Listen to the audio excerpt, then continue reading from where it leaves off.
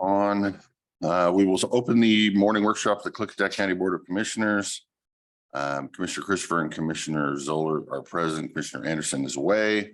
9:30, we will start with new business. Chief Adult Probation Officer Courtney Cook with an update on a pending retirement and hire of that person's replacement.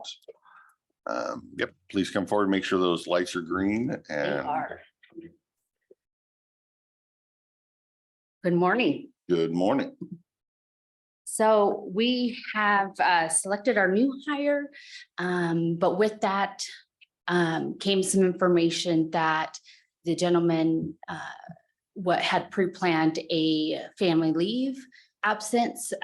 This individual is already a county employee, has been a county employee for 14 years. The problem is that he'll be out on a family leave after our current case manager has exited at his current retirement date of October 31st. The planned leave would be for December 1st to February 29th. And that would leave myself as the only supervising probation officer for the whole county for 3 months. And that is not doable at all. So my current case manager, Mr. Crow, has offered to extend his retirement date to February 29th so that our office is fully covered. But it would be dependent on whether or not the board is willing to carry over his excess vacation hours from this year to next year.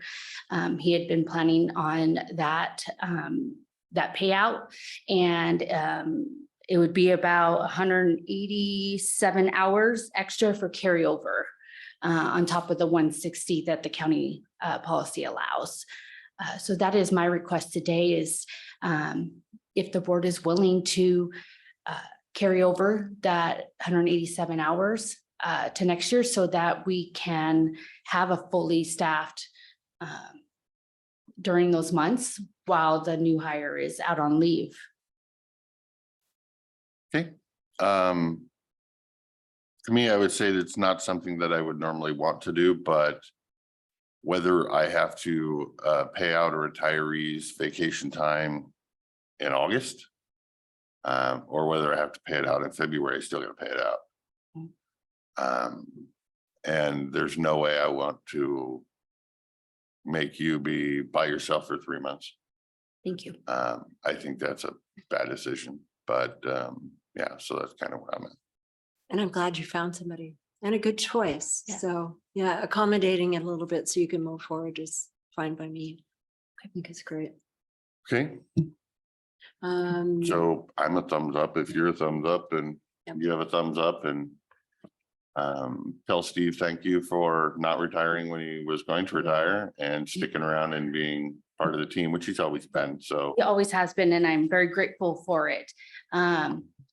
I have the document for approval. Can I submit that to the board today for signature later? Or is that something that needs to be added on at a later date? you have to ask the boss. Perfect. Oh, wonderful. Can I give it to you now? Yeah. As long as it's before Thursday at noon, right? I'm learning. I'll do it again after a while. They even yell at me No, when I come in after Thursday at noon, so. Okay, Is there anything else I need to do for that? Yes, no, I think we'll just be putting on the consent agenda. Okay. Yeah. Okay, wonderful. Thank you so much. yep, thank you, Have a ma'am. great day. See Keep ya. up the good work Thank you. On to white salmon. on the white salmon. Thanks, Casey. Bigger discussion. Have time to grab anybody's online. I have a smidge that I'll just to let my seatmate know where I'm at with the afternoon schedule, which I normally bring this up when we're discussing the approval of the business agenda. But I'll bring it up now since we have time. Have we received legal counsel opinion of the FSEC document yet? Okay. Then it will be my recommendation that we pull Consent agenda item number 1, which I'll remind all the listeners that might call in and talk about it. But that will be my recommendation when we get to the business agenda. I'll ask staff, do we have an answer yet on the Blake decision reimbursement contract that I keep getting DocuSigns for? That's it, the prosecutor was looking at it. I haven't heard whether it got approved, so I can do the DocuSign. Yes. Okay. And then in the afternoon, I want to talk about landfill gas application. The state park decision to remove my conditions from the pit trailhead permit. I want to talk about the Thompson Road appeal. Board request from the prosecutor's office for code compliance. The IT contract. And then advisory board appointments. So we'll plug all that kind of stuff in either new business or old business. Or new business or unfinished business. Do not, I need to add things to new or old too right now. Okay, you want So to just give me an idea now, or you want to just cover it up at 1 o'clock? One last letter to Skagit County that's formulated between the partnership with the PUD and Klickitat County. Okay. And there's a sample that we will be ready by Okay. afternoon. Okay. Okay, so that should be on the, Skagit County should be on the agenda. Except when you talk, you have to hold this up. What happened? Or you can hold mine and I'll hold yours. Okay. What do we do? I just What noticed. is happening? Oh, they had Board of Adjustment, so they got so pulled. took them Yeah. down. Laura Schindler's like, what's going on? Lost my name. That's okay. She's probably putting them in upside down just to get back at us anyway. And I think we should have another discussion too, in regards to FSEC and outside counsel. I agree. Okay.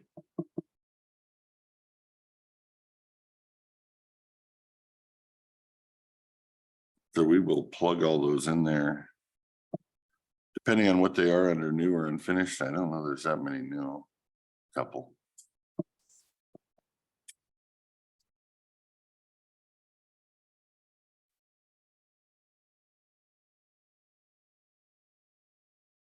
A lot of that is still under your board pending. It's That's still kind of what I on. thought, yeah. Okay.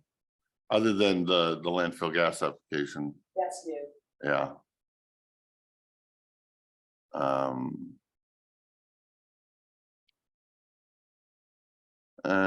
BOCC advisory might be new. With what I'm gonna talk about. Yeah, we'll do that in a new. Is there a specific advisory board you're wanting to talk about? Let's go with a no. No? I mean, kind of yes and kind of no, but I'm not sure if it's only one specific or there's multiple specifics. I don't know exactly. It's about an appointment. A current appointment. And potentially removing the current appointment. Okay.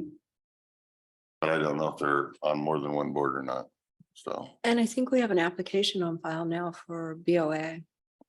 We do, Mhm. and A good hopefully you one. guys will talk about that, and then that will come forward next week on the consents. Yep. I've pretty much prepared that Okay. resolution. See, I have my appointment thing I want to talk about. It also has a note here for the BOA appointment to see if there's been any movement. Just the one new, Right. very nice gentleman, hand delivered it, I think he'll do a good job. and it is posted on your. Okay. Drive.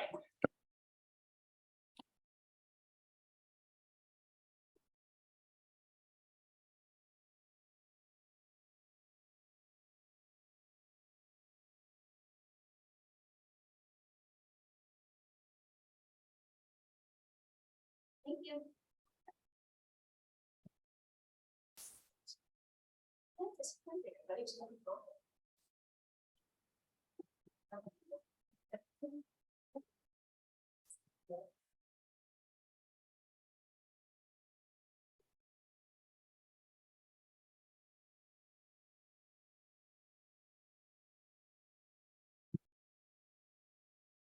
I don't know, checking spam mail. I've had some things going into spam lately. I don't know why.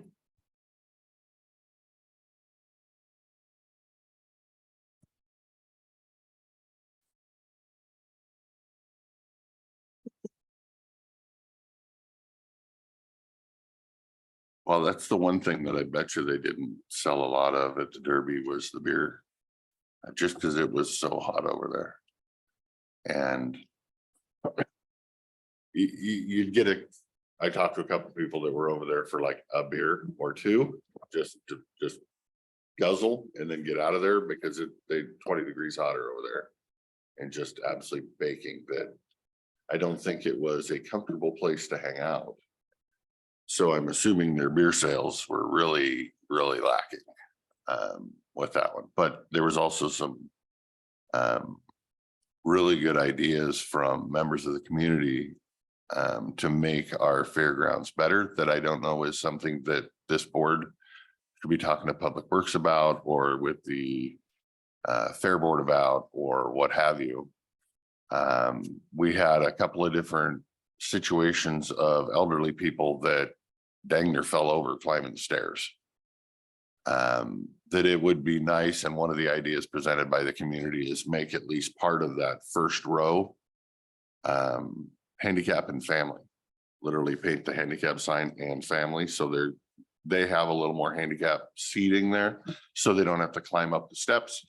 And it reminded me of my father-in-law almost tumbling down the steps years ago because there was nothing in the front row for him to sit in, which I think would be an easy fix for our county to actually care about our seniors. And then the handicap access, it comes up to the handicap ramp. When that thing's full, they come up into the bleachers with their walkers and whatnot. There's a step there or two steps. And it's like, we have got to be more ADA accessible and we have to turn that step into a ramp. Why we haven't already, I don't know. And we're not talking big dollars. So that one will be something that I think we need to discuss down the road with Public Works. And then there were people coming down from the upper section of the bleachers, literally just flush red and just heat stroke flush red because there was just no air moving up there at the top, just absolute stagnant. And then one of the opinions from city council anyway, was essentially, why do we not have fans in that upper, up in the hanging from the ceiling that can be turned on with a switch to at least get air circulation in that upper area. And, knowing us, it's government that costs $700,000, but I think it's something that we should have questions with Public Works on what that costs and potentially putting that in our plans down the road as we do capital improvement or non-capital or stuff like that. We had a lady with heat stroke last year when I was in there for campaign things. She came downstairs to the downstairs and got some water. It's too late. Mhm. Yeah, so I think those are all probably fairly cheap. We're not talking new bleachers, but I think that discussion is going to need to be had if the attendance continues to be off the charts. But the little things that we can improve our facility. And don't get me started on the trough urinals in the bathroom. They're not horrible other than the wall sticks out like a foot and the urinal's like under it. And it's like. We can discuss this later. So that was the other hot topic of conversation was the damn trough urinals. The conversation has ended. Has went off the rails. Yeah.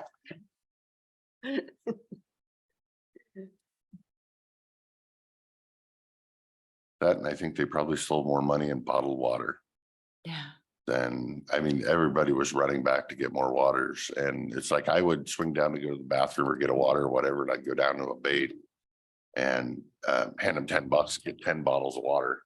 And then just walk up the stairs and just start handing them to people on my way to my booth and, keep the last two for myself, kind of thing. But everybody was running out of water. So God, they could have made a fortune just selling water. I know they canceled the Hood River fireworks. Did they cancel the Dows too? Did they not have it? Okay, so they did have the Dows. I was wondering how many more people came because Hood River didn't have anything this time. Does Hood River do it out on the river like the Yeah. Dalles does in a Mhm. barge? Yeah. If they do it on a barge and Yeah. they still cancel it. Yeah, they did because it was right at the foot of the fire. Oh, that's probably why is they didn't want cars actually going down there and clogging Well, and just SR for 14 and not a great look if you're in that potentially. evacuation zone and everybody's setting off fireworks around. One time they had an error too, and the barge went up, all the Uh, fireworks. Well, I was in Portland. It was a younger, great barge look went all up. at once, and then it was like, oh, they're done. Yeah. It's like, yeah, uh-oh.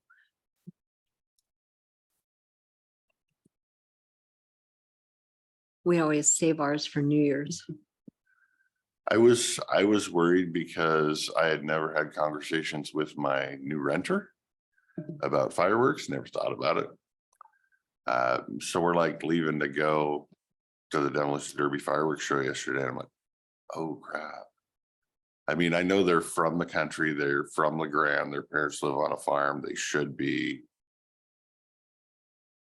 And then I'm okay, well, I'm gonna get there and I'm gonna send them a text message, just you better play it safe or go into the city or whatever, but I wasn't even sure if they were home. And then I forgot, but I got home and had a house to sleep in, so must have been okay. But that one worried me. Because I have a 8-year-old, so you know, they're gonna want at least a little bit of fireworks, but whether they come into town to hang out with their friends or not. Because I didn't think about it, so I didn't cut all the grass and I didn't water all the grass, and so I was a little worried. So on 4th of July, we always go sit at the river on the Klickitat because the Hood River group has figured out when there's no wind, they come float the Klickitat on 4th of July with anything and everything that floats. So we always have learned to have officers present up and down the road and game warden, anybody else who can volunteer to come in. Sometimes it's like 200 kids, 200. Yeah, it's, you see everything. It's Just floating it in like inner tubes and rubber duckies and inflatable couches, just whatever they find. They have a really good time.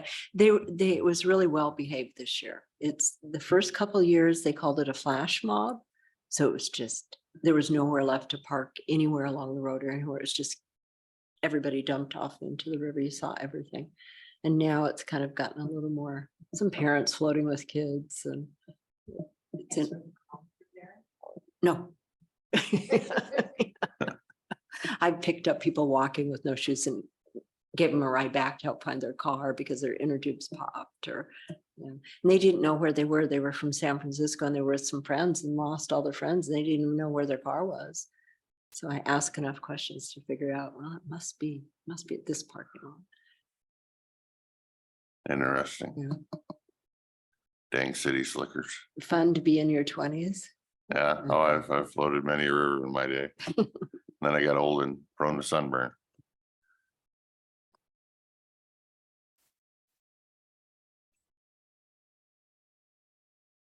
We're fun. We like, maybe I shouldn't even say this thing in public session. But so we like Can the be kids worse to than my have fun. comment. So we had a rubber snake. So we're on a Oh, corner. there you go. And it sweeps you into that corner naturally. And so we hung it in the little tree. So they would float down there. It's like, so we like to add. Who to would the have known Disney she's that experience. ornery? Yeah. There's more, but I we'll love leave it. at that. Well, I'm sure your husband probably put you Yeah. onto it too, huh? Yeah. That's Tracy Zoller at Solar Rafting. Um,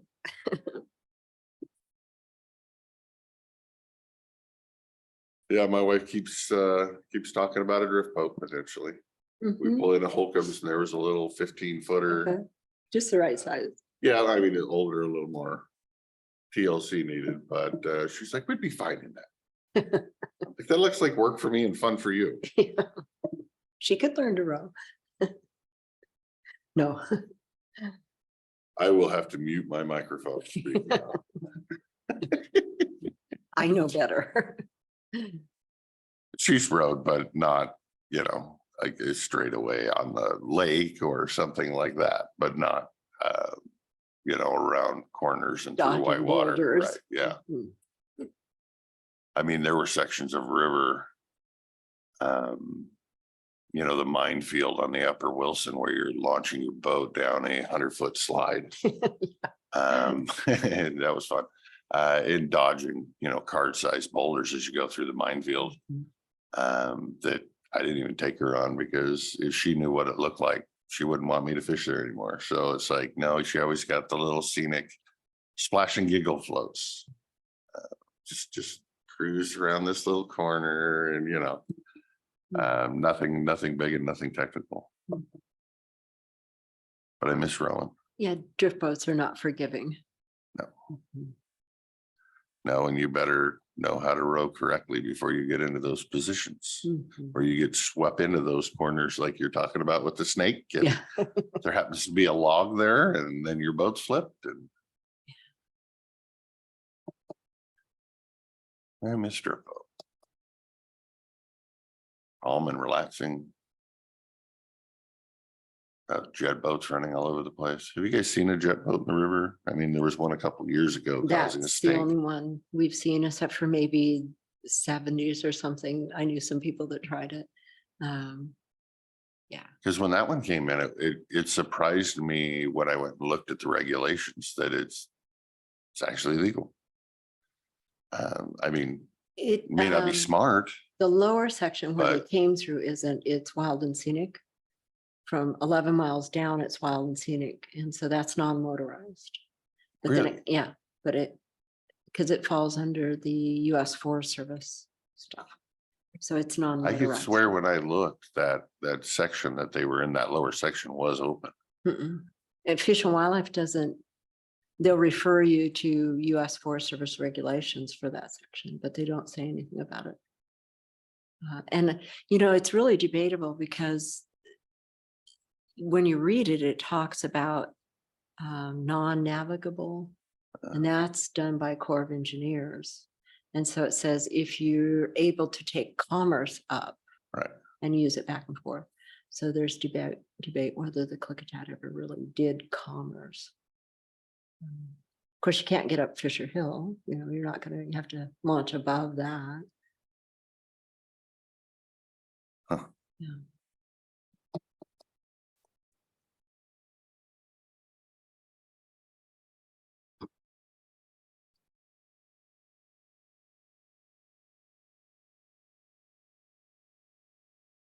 And I think it does because for fishing, some people have asked about the little small motors. So you could like ferry back up or something with a drift boat. And there's a certain size that Fish and Wildlife will let you use for specific reasons, but no motorized boats. They'll get after you for it. The game wardens will. Oh, We're supposed to be going. You called me, I'm here. You wouldn't be there if you weren't, called. No, we're like. yeah. The crazy thing is, I just talked to you half an hour ago and I wasn't expecting you to come in. My brain's not functioning. don't Too get many out of here. fireworks, sorry.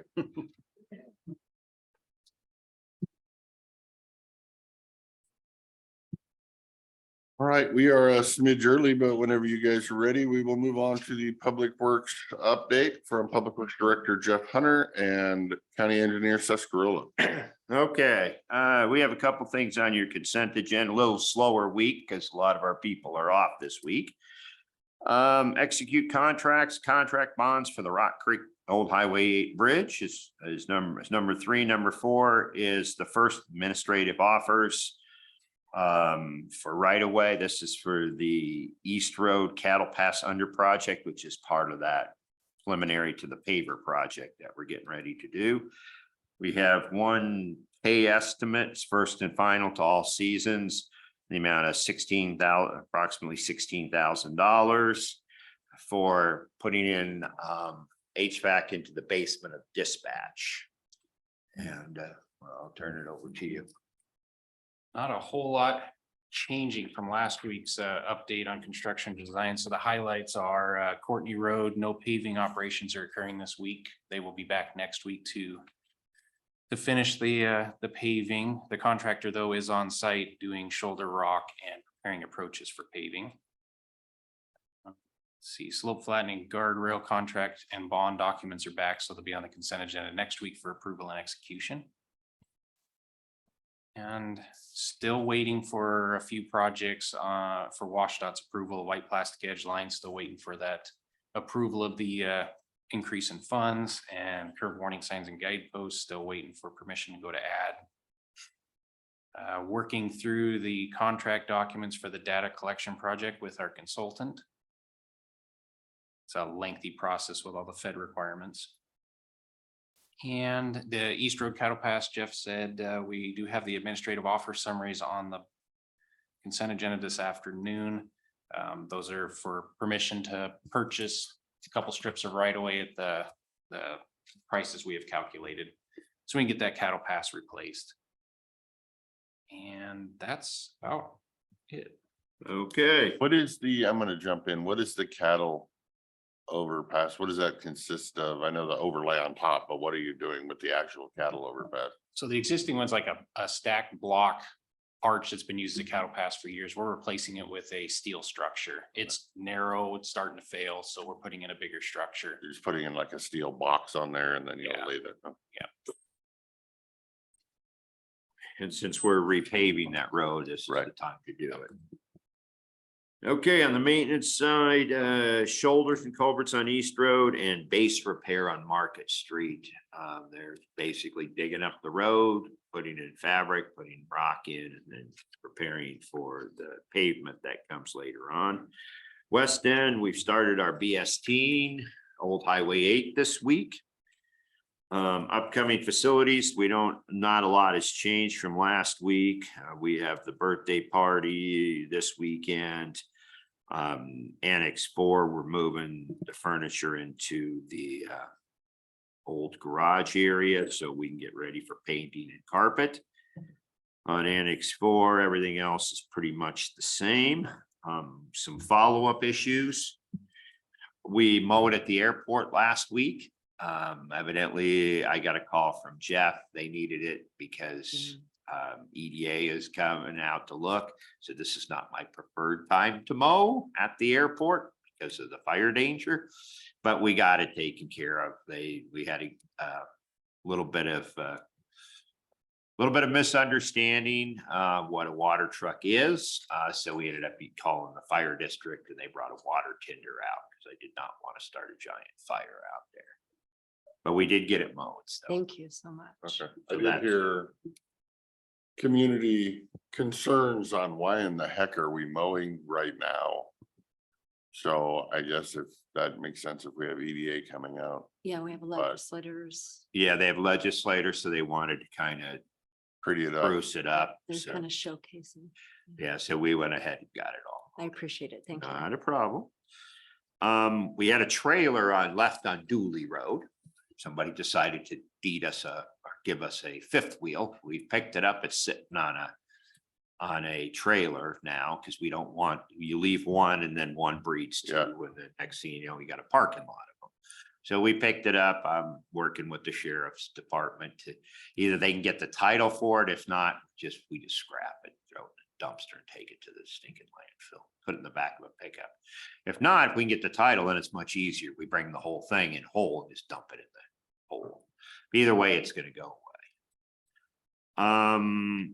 Let's see, we still have the close for Court Street. That's this week. Wanted to remind everybody again. And our tractor, I'm going to do some calling around locally. We got a price on what it's going to cost to fix our tractor. Reverse gears out. I got to split the case, rebuild it, and it's about $12,000 to fix it. And the only person that will rent a tractor, so I'm going to call locally around, see if I could find a rancher with one. Because we have to rent one for 3 weeks. Nobody has used tractors that they rent. So you have to rent a brand new one. Of course, they want you to pay the difference that would cost to make that tractor a demo. So it's about 12 grand for 3 months. So that price tag now with the whole tractor escapade brings us up to right around $24,000. So I'm gonna try to see if I can rent one from one of the local guys. At least we'll lose that part, reduce that part. We won't lose it, but I won't, because I don't need the thing for 3 months. But the RDO or anybody else, you gotta get one for 3 months because they only rent you a new one. What horsepower is our tractor? We need one between 70 and 80, you know, in that ball, no less than 70. We could go up higher unless it gets, 125 is too big because it won't pull the groomer, won't have the hookups for the groomer. Yeah, no, I like that idea anyway, because I'd much rather support a local rancher than the other side of the river. Yeah, if we could find one that they have one available that fits that, that's what we're gonna do. So put the word out today, see if I could find one. We're just waiting to see what the final, taking them forever to let us know, but they have now. And we kind of briefly already talked about the water district. I'll bring you back stuff next week about where we are with them. That's fine, however long it takes. I don't know. So that way we'll know. I don't know where they came up with the idea that they're bidding out the thing, because we haven't even said anything about bidding. I didn't think that was the board's idea, want to put the O&M out bid. Yeah, I don't know, but that's their thinking, so we at least need to have the conversation, so we are all in the loop on how it has worked and how we want it to work going forward. So that's kind of give us whatever update you can. I will, and we'll start moving that one closer. And I think that's all we have on our list today. Okay, I have a few that I'm actually gonna talk about later, but I might talk about them now because they actually affect you. Okay, I appreciate it. Fairgrounds. Great event, insanely intended. They were turning people away. But some issues came up with citizen recommendations during the event. Of which I kind of agreed with all of them. Number one, we had, and I've seen it before and we saw it again. Elderly people, walkers, canes, whatnot, having to climb up to sit in the bleachers. You would think, oh, well, there's handicap seating. Well, handicap seating was all full of handicapped people. Okay, It was, I mean, all of New Hope Farms was here. I mean, all the handicap seating was full.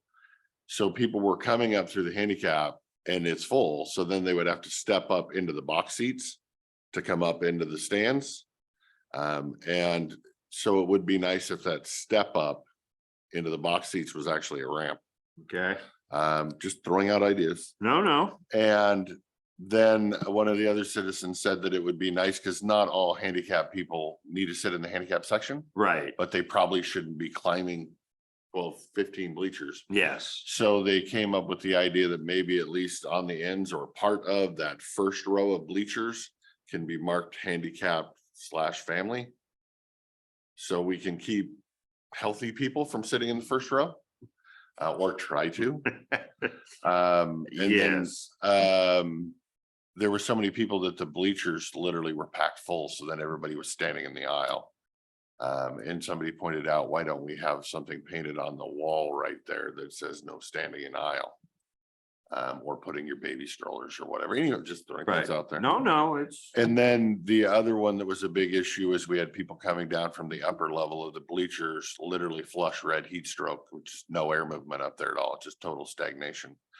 And a couple of the city council members actually wanted to know why we have never installed any kind of fans in the top up there that can be turned on to put some ventilation up in the upper creases.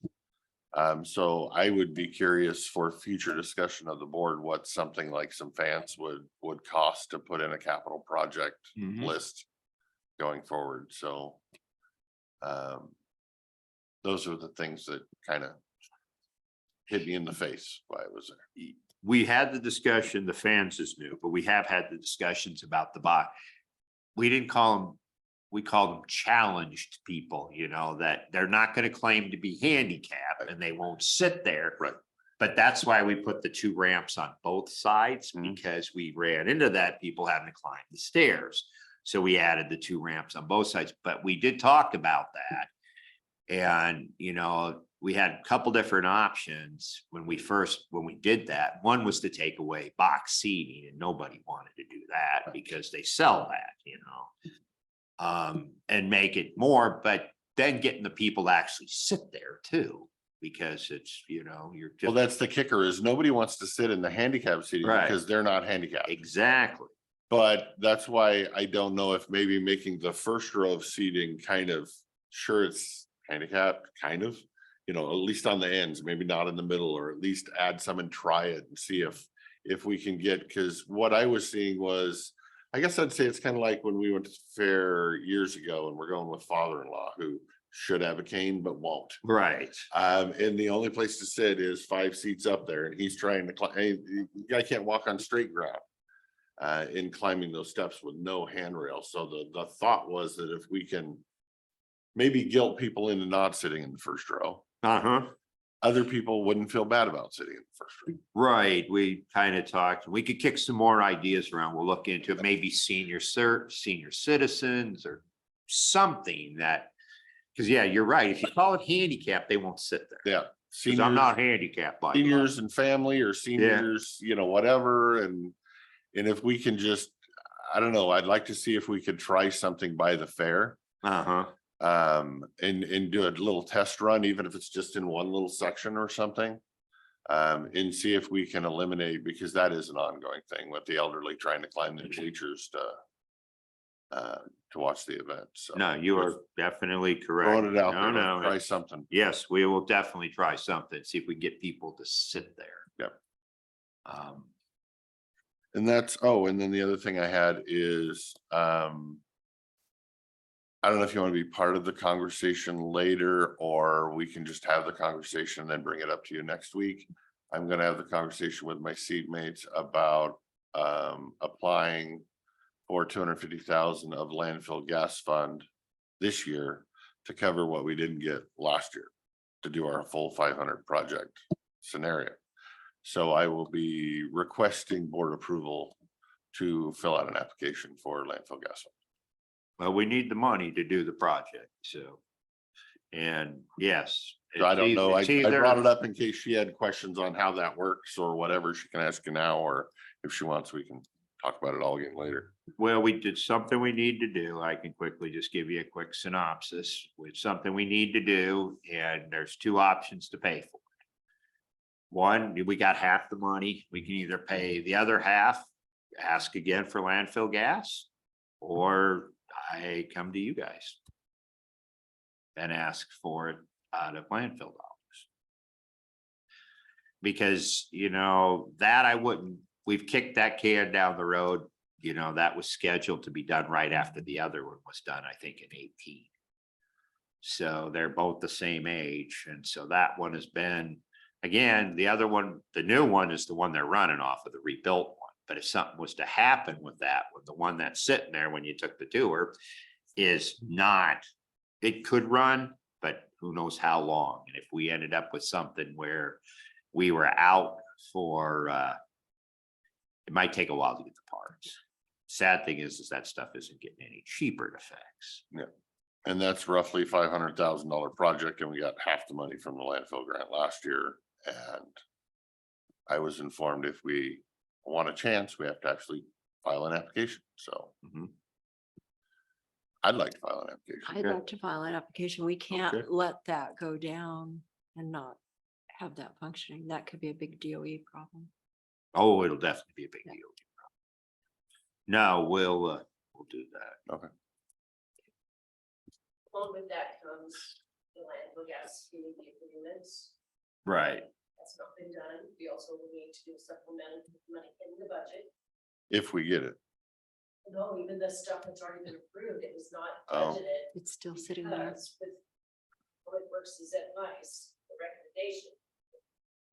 There was no plans to go until everything was ready. Right. Well, and that's what I'm saying, though. If I go to the landfill gas board, and we have debate on whether the landfill gas fund wants to fund this project, they might always choose they don't. We have control of the fund. Right, but should we do all that paperwork if they may deny it? Well, we still have to do the first one. Yeah, it's, Okay. But yeah, that's all part of the big picture doing it. Yeah, we have to do a supplement to get it in the fund. Because, Over in the budget. right, because right now it's not in the budget. yeah, it was If approved, promised. if approved, But if you Yeah. have 250 approved, there's a 2 or 2. 250, 250. but that's not in the budget But it's either. never You're been right. moved. Right, but it still won't need moved if they deny the request for the new 250. Because we still won't have the funds.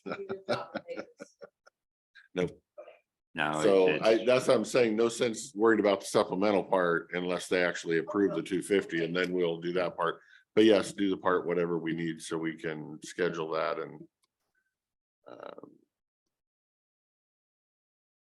see where we go from there. Other than that, that is all I had for Public Works, other than to tell all your buildings and grounds guys that worked on the fair out there, they did a hell of a job. Or the fairgrounds. Actually, we were very fortunate this year. We'll talk more about this during budget, but thank goodness to our person we have that brings out the adult probation people. Because that person, you know, in years past, we haven't got anybody to come out there. Or anybody to actually, if they do, they don't do anything.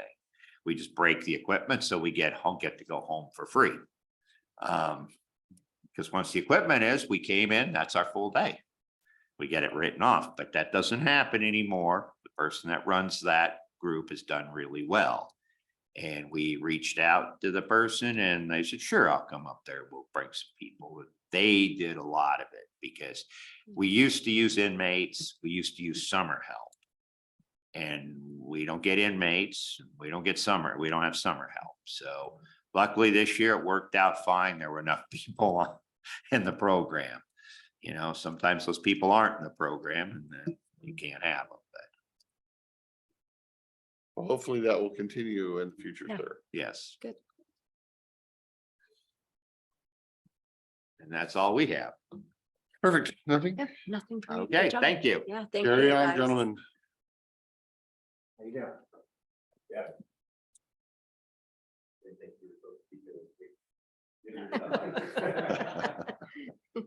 Go ahead.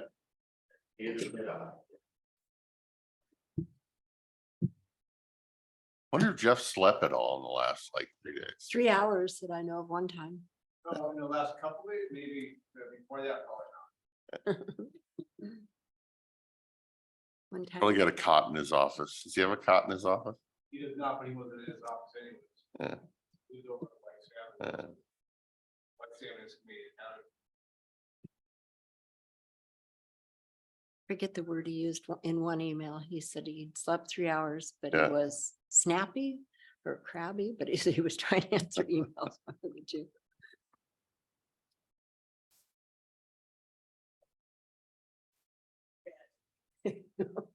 I can't do without. Yes, it's burning.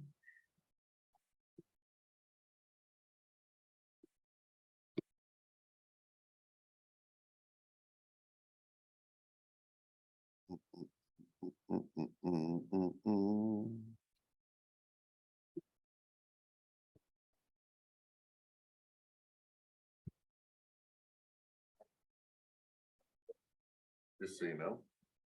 The time that probation spends cleaning up the fairgrounds cannot be charged to the litter grant. because they're Okay. not picking up state roads. What they're charging that to is the hours the commissioners pay. Okay, Is litter grant pays for 3 hours. okay, And the commissioners pay for 5, and then you guys have to pay for the 5. Okay. So it's that commissioners 5 that they use to pay. okay. Watch out. Just an education. All right, moving on, we have department update from Emergency Management Director Jeff King. Whenever you're ready, sir, go ahead. Well, would we like to start with the topic and go off my agenda, start with the topic of the week? It's your show, sir. I spent all my time. I haven't had a chance to forward to you today's media release and map from the Tunnel 5 fire. It is immediately outside our western county line. in Skamania County. Yeah, I think I will just start right there. I'll give you this for your reference. Yeah, I'm sure whatever was on your agenda, which we all read in the packet, Thank you. Yeah, I'm sure you have far more news with this and any potential firework fires or anything else you can update us on that have occurred since you wrote up that document. Yep, unless you have any questions. no.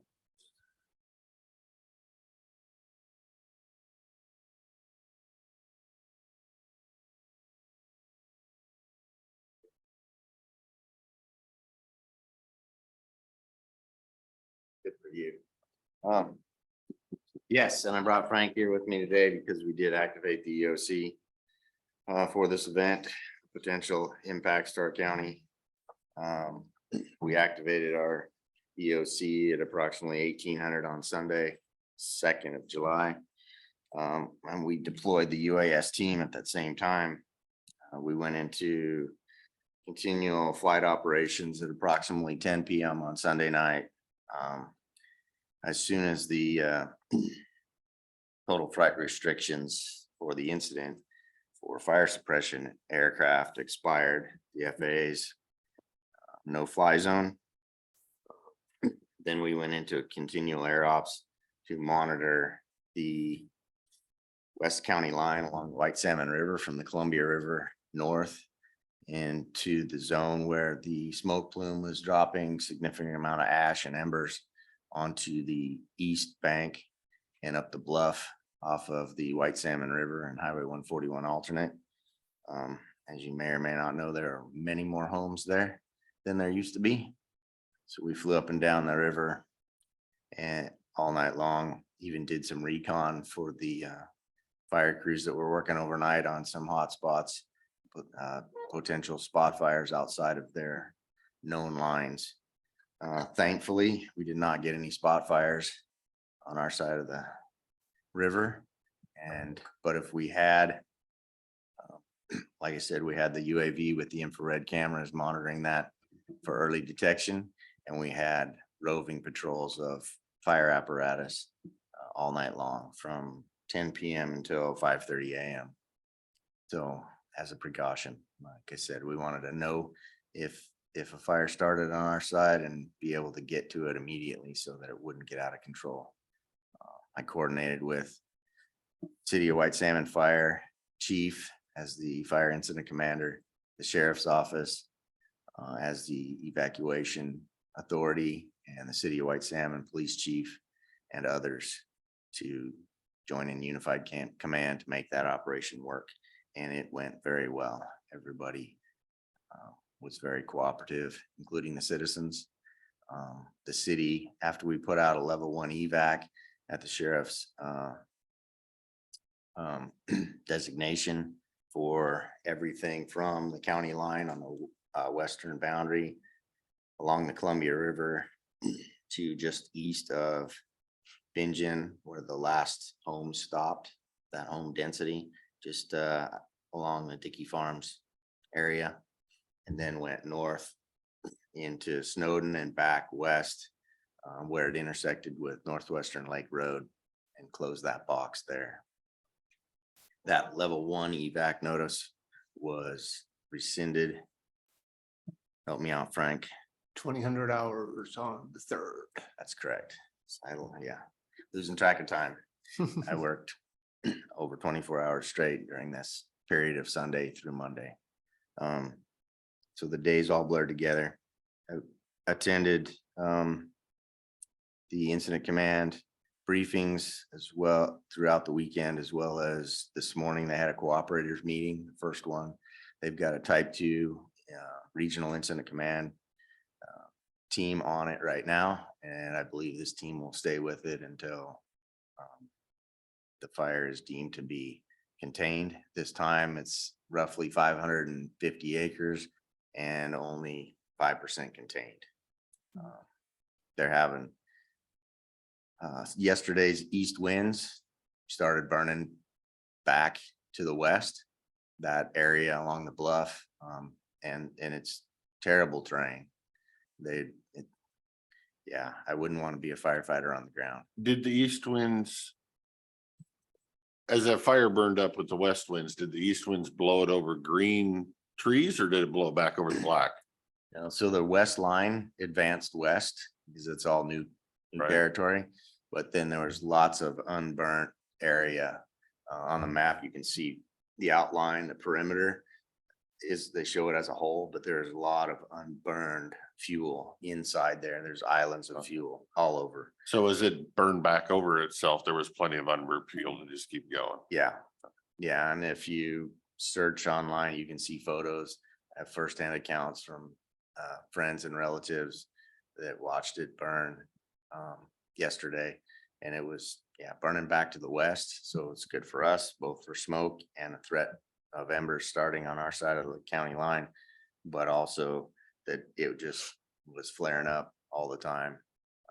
I had relatives going back to the Portland Metro last night. There was several flare-ups as they went through inside the perimeter.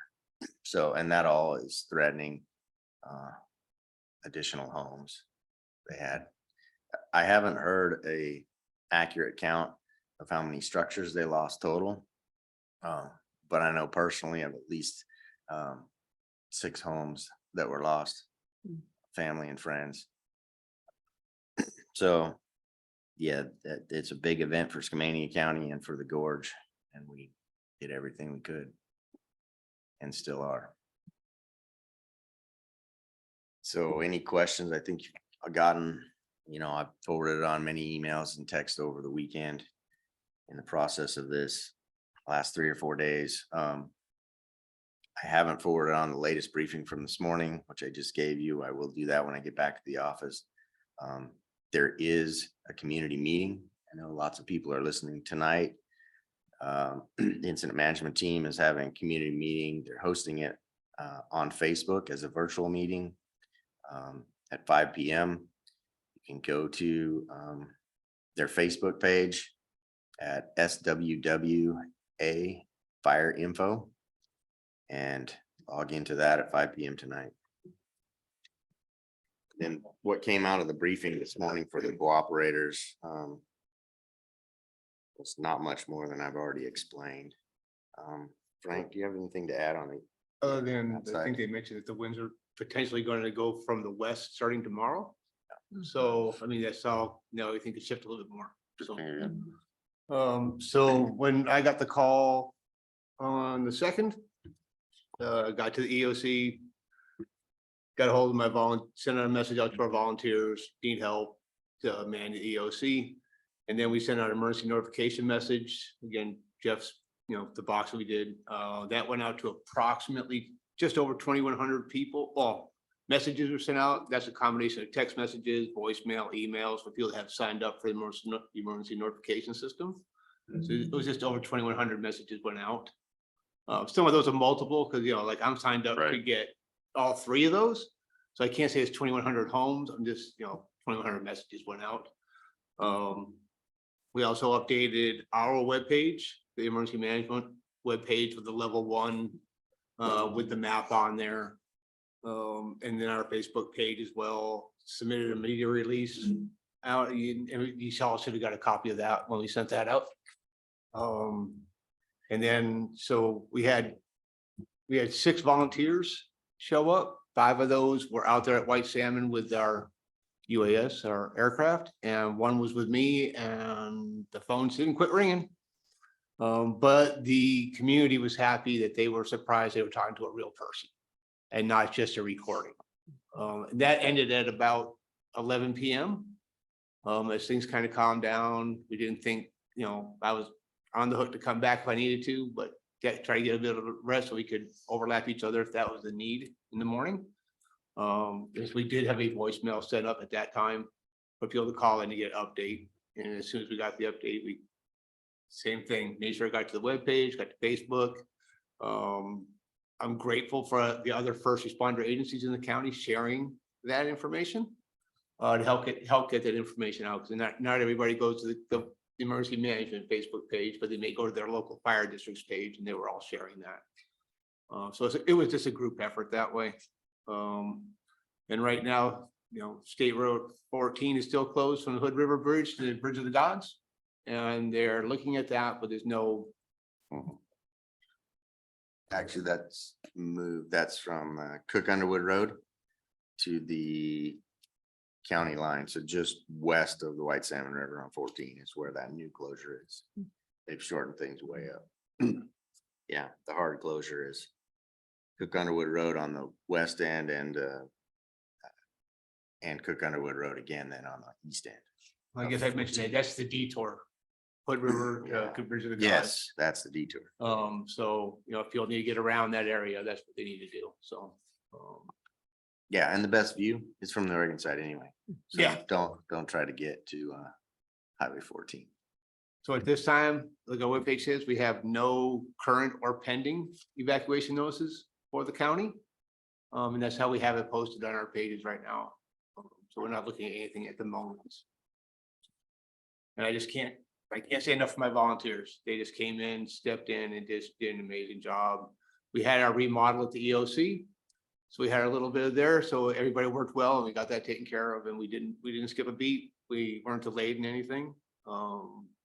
Everything's working great, so. Yes, and since the remodel was officially finished, I think there's some touch-up paint or something, but since that happened last week, we've already had one users group meeting in there and some interviews for comms officers. And everybody says what a difference that makes. It's much better place to work. And everybody's really happy with it. And then we activated the EOC and used it again immediately. So Something interesting I ran across during this whole thing was that is a beautiful area and that is where tourism is condensed. Short-term rentals. There were people that were in short-term rentals that the houses are not signed up for the robocalls. And they have their personal cell phones, so they're not connected with us. So that we might want to have a discussion on what are we going to do? Maybe in that short-term rental education where they get their permit, we need to write that in there that says, because of burn bans and other things, you also need to set this up so your phone rings for this alert. For Klickitat County emergency alerts. That's an interesting one, because do they even have a landline? So few Some people people have a don't. landline anymore. Yeah, Well, my thought on that, we have many parts of this county where cell phones do not work. Mhm. yeah. And my preference would be to have a landline in the home that's signed up, but Yeah. that's just me. yeah, That's my job. So, the solution, not just for short-term rentals, and the solution we've been working on, although there's complications in getting signed up and using it, the federal IPAWS system. So it's an alert system at the federal level that we can integrate with our own alert system. Like I said, there are some complications I see as real drawbacks as to how we have to use that and how it works that could cause us issues. But if we send our own alert and include IPAWS in it, which FEMA has to approve and all, we have to be trained and all these things. But then that sends that message to any cell phone that's within the area that we've Right. designated That's what I thought geographically. I remember. So any Yeah. visitors to the area, whether you live there or not, you get that and it's pushed out through the cell phone companies if the cell phone service works. But yeah, there are lots of complicating factors. If we send that in the wrong way, and Benton County did this once a few years back, because they've been using iPods for a while with their, Hanford and all that stuff, they have to. But they sent out a message that was misinterpreted by the public. It actually said, do not call 911. And everybody called 911. So those are the pros and cons. So, but what the city of White Salmon did inside the city limits that evening when we declared level 1, they pulled out their public works personnel and law enforcement officers. And I don't think any firefighters did, because they were all on roving patrols, which was, where we were, it was obvious. You better be paying attention because there was lights everywhere roving around the neighborhoods. But they went through the whole town and made door-to-door notifications for people that may not have gotten the message. So lots of people, as it always happens, don't be this person if you're in the community. They don't sign up for these emergency alerts on our webpage until something happens in their neighborhood, their neighbor gets a message and they don't. And then we get flooded with phone calls in the middle of an emergency. How do I sign up? And it's not working for me and yada, yada, yada. So don't be that person. Sign up now because it can happen in your neighborhood and we're already busy. That's not the time to be trying to figure out how to sign up. Well, And and it's I'm easy. sure for a lot of those people in White Salmon, just all the lights going up and down their street just had them panicked. That And for a while, there imminent. was, yes, uh, and for a kind of while, there was scenario. somebody that actually was going door to door and had the wrong message. They were saying level 3, go now.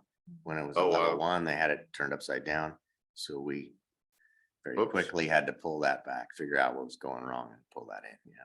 So we got a lot of calls to 911 and the EOC saying level 3, what's happening? So. Yep, Uh, there's always lessons learned, Oh, yeah. challenges, so, but it went very well, like I said, and Frank said, everybody collaborated just as we should. Unified command worked good. Command side on the fire itself and getting tied into them in the initial attack was difficult. We the county, so Fire District 3, City of White Salmon and Bingen. And I don't know if they had mutual aid resources from any other fire districts in our county besides those, the 1 district and 2 city departments, but they immediately went for mutual aid right after it started. And everybody was just doing structure protection. The command and control wasn't well established until the evening time. And this fire started, well, I think the first call came in at like 11:19 on Sunday morning. So it wasn't until the switch over in the evening that full command and control. There was just so many resources on the ground. They didn't know who they were, where they were. Everybody was doing things, independently. Yep. but Yep. I'll just keep my Yep. mouth shut and cringe. So that was a challenge to figure out who the players were. I actually was communicating with our fire personnel on the ground that were in different locations, as well as our deputies, the sheriff's office, as well as the White Salmon PD sent officers immediately and started doing door to door. I know I talked to at least 2 sheriff's deputies that they actually picked up hoses and fought fire and defended homes until they couldn't. One of them relayed a story that he was there and the fire was less than 100 yards away and they had to just take the residents and leave, and that home was lost. So, and then we also had deputies on the river because we had more firefighting aircraft on a scene than I've ever seen. They were running a continual loop with those air bosses and pulling out of the river. And then they had the big commercial aircraft that were dropping retardant as well. But on the river, the challenge was with all the boaters and kiteboarders, all those folks. The deputies were out on the personal watercraft, just keeping people clear so the planes could come in and get reloaded with water. And it was a constant struggle to keep people out of the way for them. So it was an all hands on deck and a very big effort from both counties, multiple agencies. I think in the initial attack, the scenic area fire took over command and then was transferred to the DNR when the state mobilization was authorized, and then moved on from there. I am gonna backtrack a little bit just because I'm a little worried. Unified command. Is there a way going forward that we can look at this, being it's outside of our county, so it's obviously not us in command, that we can at least, if there is another time like this where our crews are dispatched to an area that does not have a unified command, that we can at least monitor our crews and know where they are. Or try to know where they are better, because somebody needs to be responsible to know where they are. So if you can kind of think that one through and see if there's any way to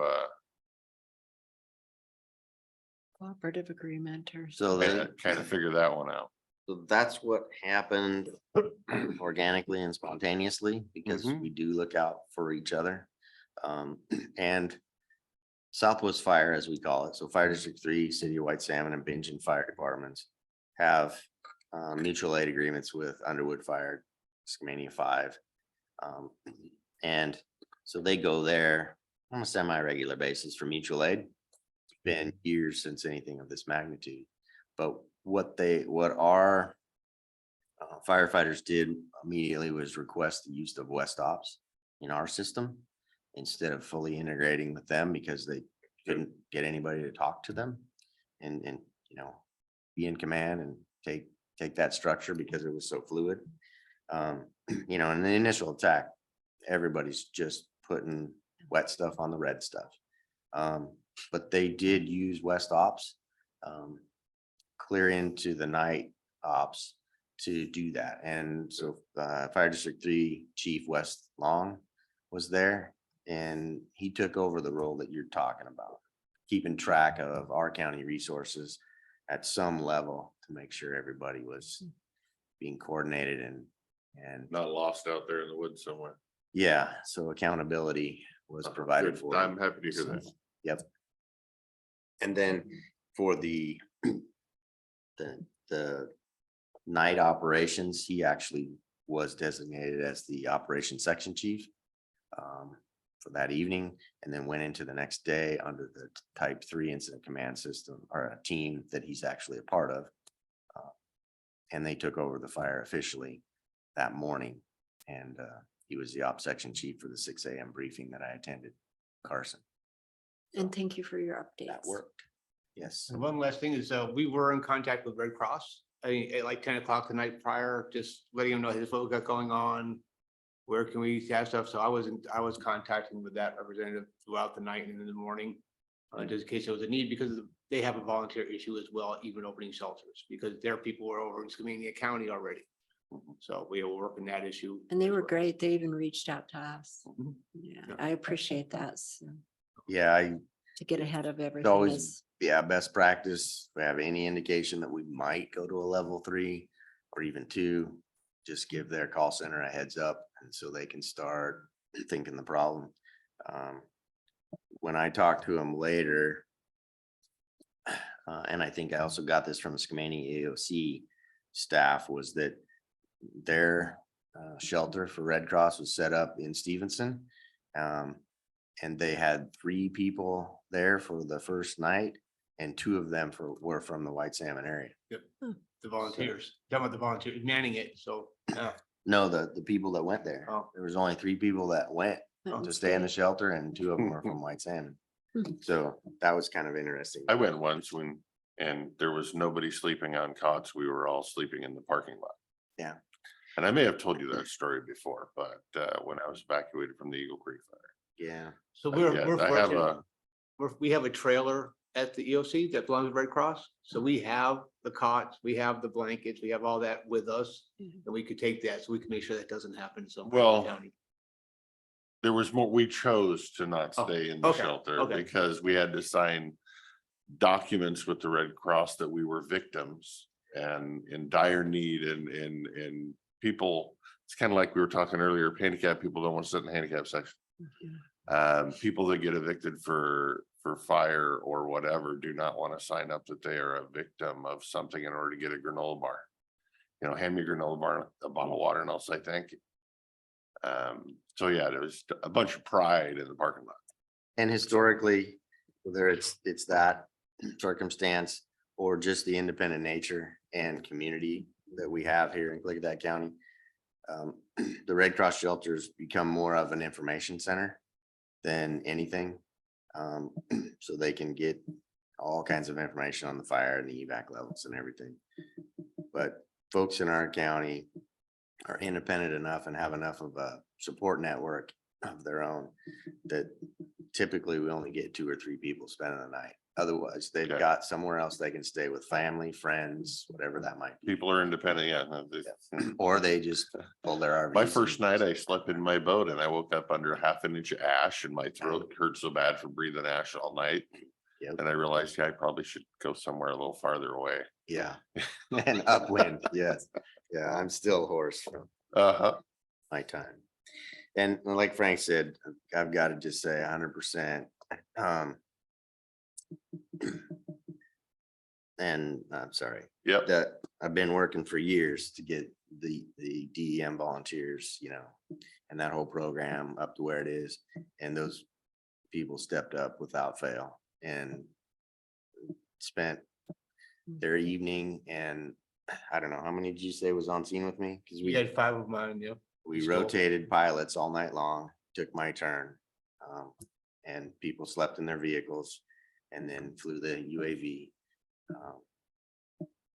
Yeah, gave up all that time just to make sure that the residents in that area had a safety net. Because we knew that if a fire spotted on that bluff that, and we couldn't get on it fast, it would be immediate level 3 evacs from Pucker Huddle and a good portion of White Salmon, because that fire was gonna run in those conditions. So I thank you to all those folks, good citizens we have in our county. I agree.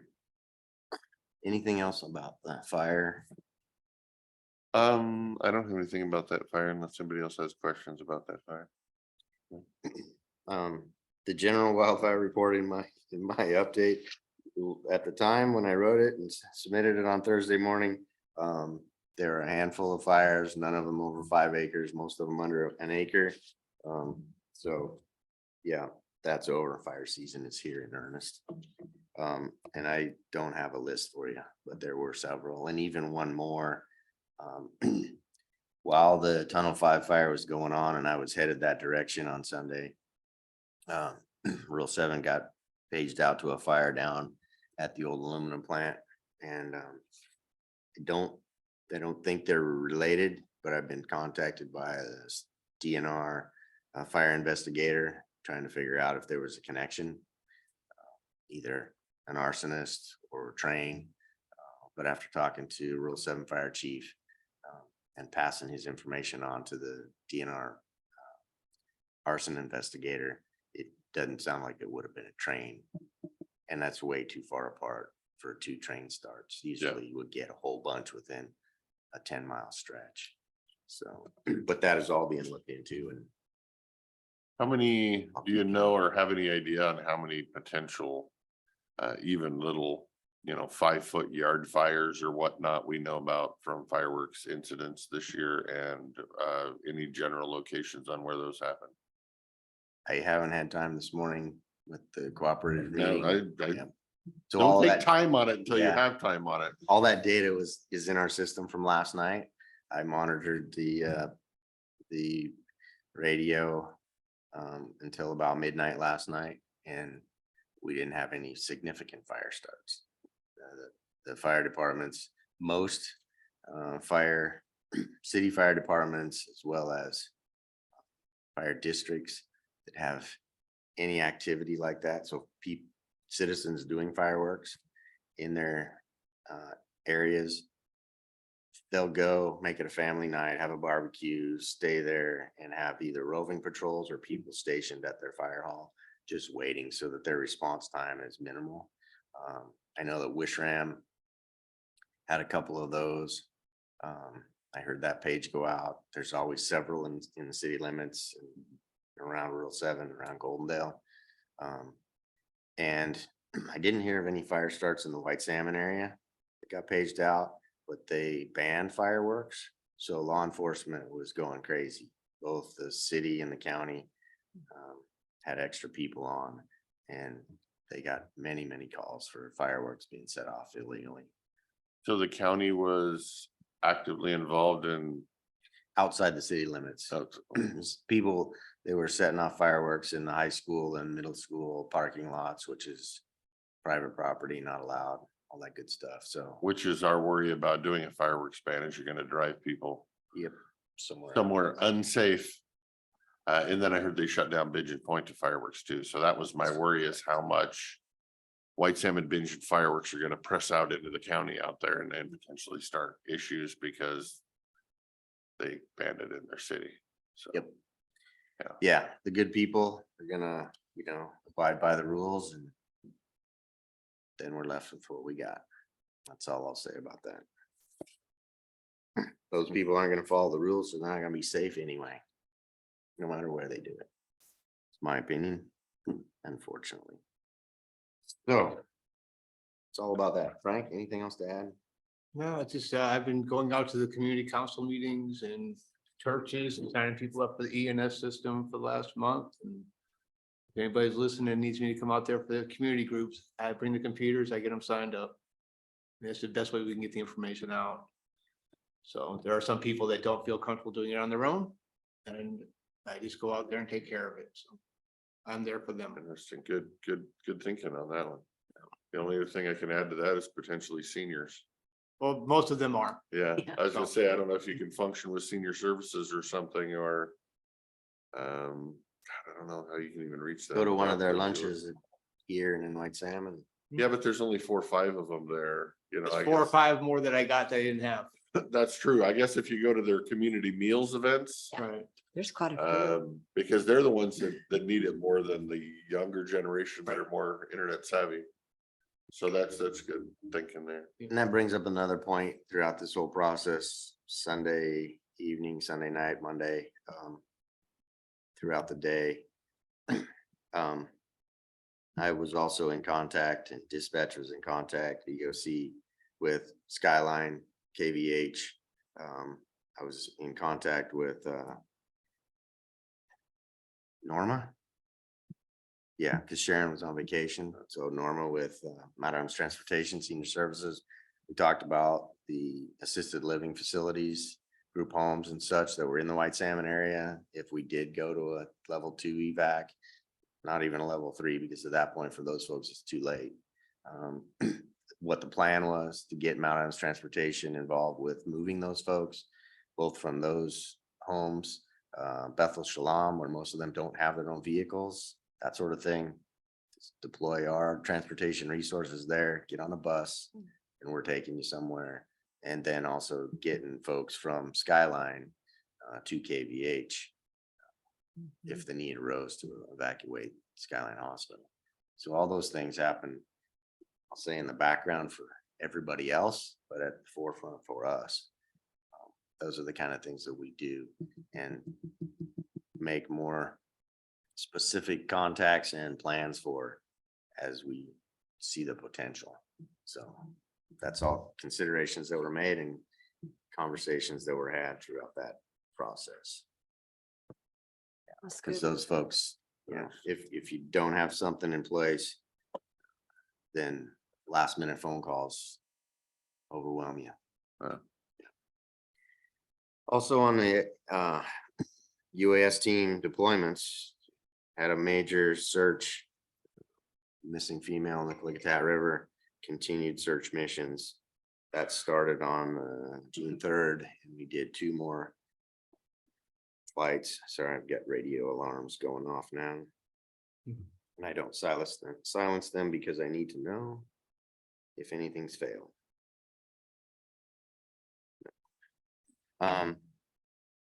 So yeah, we're continuing that person has not yet been located. We got another report of a potential sighting. I think that was Sunday night, while I was over in White Salmon doing the flights, and it was, I don't know, sometime after dark. So I worked with the sheriff's office. And we vetted that and determined that it was an incredible sighting.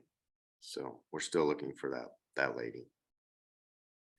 And then the training is ongoing, and we have now applied for that certificate of authorization to give us more flexibility in the use of our UAV teams. That became an issue, and I won't get into it here. Evidently, the DNR now has a policy that if they're in control of a fire, that nobody can fly a UAV unless they have the DNR specific pilot training. And I found that out on my way to this fire. After they had been transferred to command. Once it was a state mode fire, it was under their authority. And so they. What's wouldn't- the jurisdiction line on that? I mean, from how far from the edge of the fire? Wherever they put up the TFR, so that flight restriction they get from the FAA. And they request that. In the case of this fire, it was a 5 mile radius. I think they put it maybe at the ignition point or maybe at, it might have been at Rotten's Mill or where their command post was, but it was a 5 mile circle line of sight. And so that on our side, and the reason we couldn't fly until after 10 is that's when that TFR expired, was at 10 PM on Sunday night. Even though and the people in command are DNR workers that I've worked with for years, live here in the county and understand what I was trying to do. But they couldn't authorize it, so they kicked me up to the Olympia level. But that TFR extended to just east of the Bingen Marina on our side. So we couldn't have flown past that line. But we're gonna work that out. Because unfortunately with our aircraft, when that's up there, when we try to fly, it says you can't go there and it won't take off. Yeah. I mean, yeah, so it's built into it. So you have to get. That's actually good, I think. For the general For the- public. Gotta keep for the the- general public out of it. Right. So, it's a nice little safety measure to keep old hobby bozo from getting some good camera footage and Yep. crashing a helicopter. Yeah, and we had one person encroach on our area of operations on Sunday night. And when I saw it get close to our landing zone, and then it headed back to where it took off from and started to land. So I went over there in my vehicle, approached them. People I've known forever.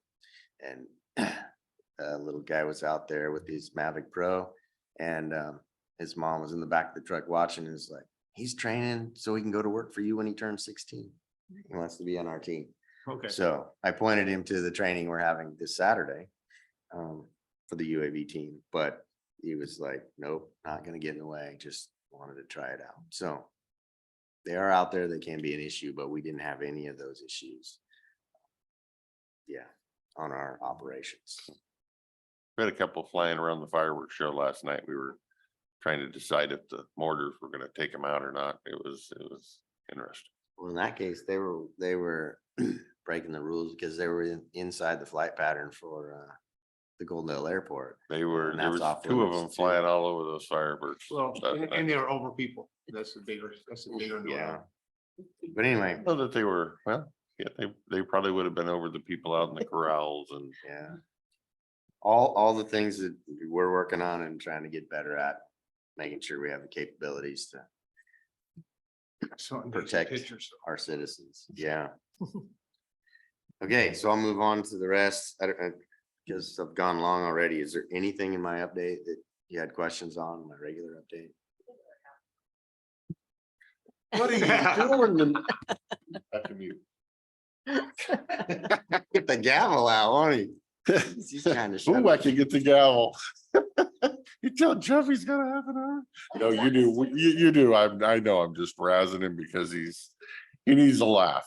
No, you Yeah. have as much time as you need, but I don't have any questions. My biggest, you've kind of hit my biggest stuff, which was fire and potential fire and where we're going from fire and what's up next with fire and what do our fuels look like up on the hills? And if we do get a fire, is it average fire? Is it worse fire? Is there more fuel than we usually do or less?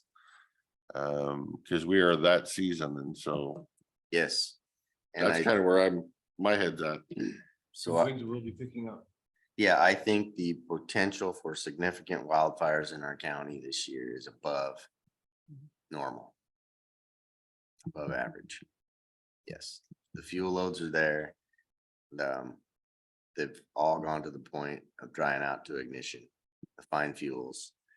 It started out early because all the tall grasses from last year, with all the rains we had, it got up some places 3 and 4 feet tall.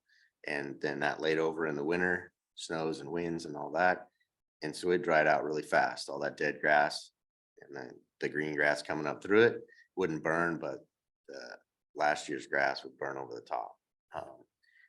Now, this year's grass is dried out and getting ready to burn, but also, what we call the 10-hour and 100-hour fuels, 1 hour, all those things are to the point that we can not only have grass fires easily, but those forest fires are gonna start taking effect, as we see with the Skamania County's issue.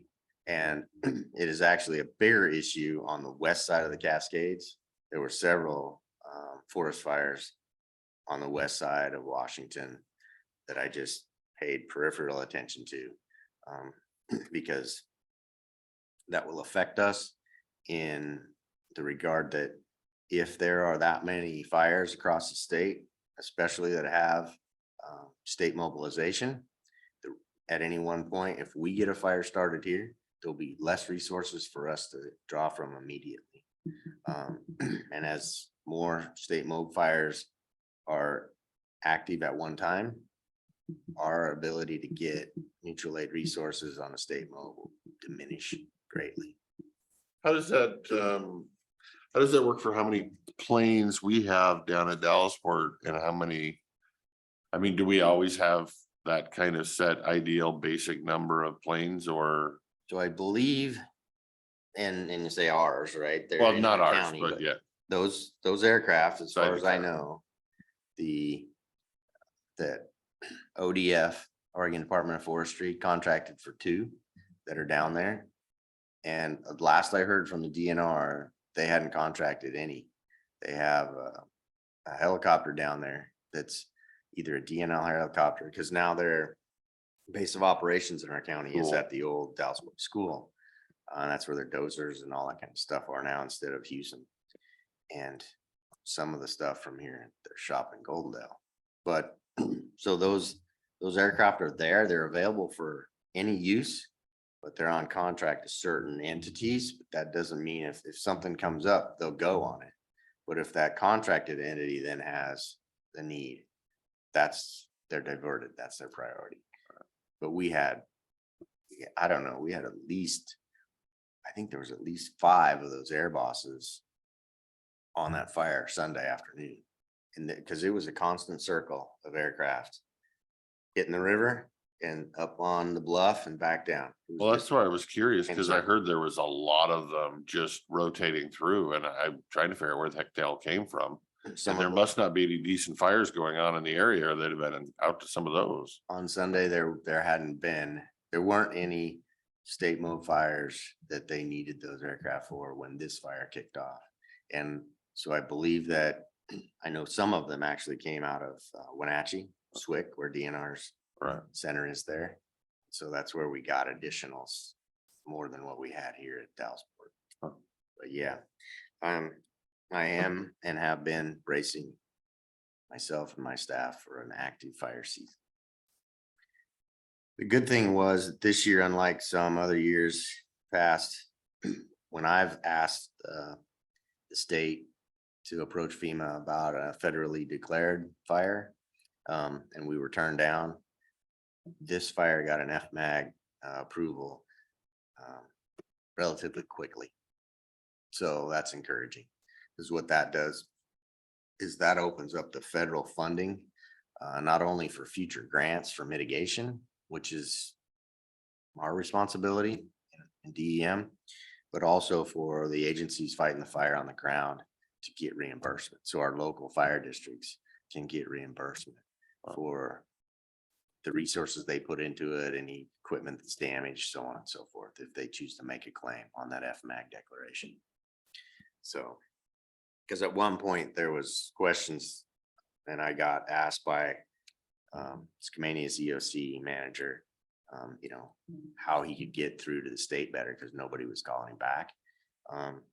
And just a note, my counterpart for Skamania County Emergency Management retired on Friday. Great guy. Met first, yeah, he was my mentor in search and rescue when I started in 2001. He retired on Friday, dodged a big bullet. So they enlisted the mutual aid from Hood River County and got their emergency manager to come over and man their EOC. And so I worked with him on this whole operation. But that declaration did come through and it worked out. So. But that's what I know as of now. I would expect at least 2 significant wildfires in our county. be very surprised if we didn't have two major fires. Knock on Um, wood. Yep, we, there's been years that we thought it was gonna be bad and didn't turn out, but, I think we've been let off the hook for so many years now. So I'm a little overly worried this year. in 2015, I don't see that scenario setting up. I mean, that was historical wildfire in the whole state as well as our county. That was the most significant wildfire season we've ever had. And then again, it's 2017 was another high mark. Didn't reach 2015 level, but we could get 2017 again. Yeah, my conversations with local fire chiefs and DNR folks, that's the scenario that's setting itself up. And knowing that we have had some significant fires in July, in the end of July in the past, but our significant fires historically don't happen until September. People think that's the end of fire season. Well, that's the end of the dry season, but everything is as dry as it's gonna get. 3 of our biggest fires that we've ever had have been in the first week of September. Lightning storm season. Yeah, but the biggest one, the monastery fire, and then on the west side was the Highway 141 fire. Those were both started by vehicles malfunctioning. Catalytic converter on a semi truck for the monastery fire, and I don't know if it ever became official, but suspected to be a UPS truck dragging something over on 141 and started that whole mountain on fire up into Underwood, or excuse me, into Snowden. So, yeah, and then the mile marker 28 fire on 97, that was also in the first week of September. Yeah, so, Get some rest. yep, Oh, I might take the rest of the week off, but I got too much other stuff to do. And some of that stuff is, I know we're going into budget season. And submitting capital improvement projects list, just an update on that because it's good news. It's that continuing to capture that surplus equipment, and we've moved replacements out on our 40-year spreadsheet even farther now because we have so many more pieces of equipment that we can replace our current with. So I'm very happy about that, and we owe Yakima County Fire District number 5 a big thank you. And we're gonna get a whole bunch of equipment that we can use in our radio system for $1,500.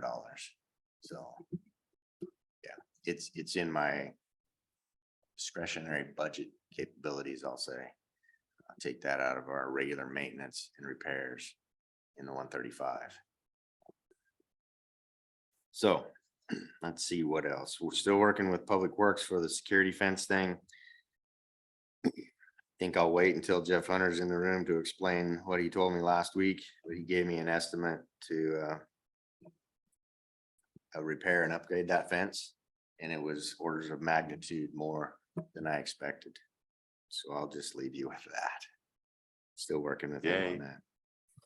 But it's both of our estimations. We got to do something. There has to be a permanent solution. We can't just keep throwing a few $1,000s at it every year because it's crushed every year. And then the delamination and water intrusion into the shelter, east wall, is something that we've got to get fixed this year. So him and I are working on that. That shouldn't be that significant of an issue though. He believes we should be able to, our carpenter's crew, which thank you. I know he thanks you all the time, but for approving that and those 2 carpenters, it's going to be a big benefit to me and how Public Works can help maintain these without having to go out and try and find somebody that will go to these hilltop locations in the first place, even bid on a job in those remote locations, because as you know, they're booked up. They've got more easy work than they can do. Why would they do the stuff that we need them to do in the middle of nowhere? So I appreciate that. The facilities preventative maintenance crew went through, no issues except for what we already knew. They also did, and I wrote this down, the generator valve lash maintenance on those 4 Home Depot residential style generators that were put on our hilltop sites. They recommended that. I approved it. And then refilling all of our OSHA equipment for safety at the sites.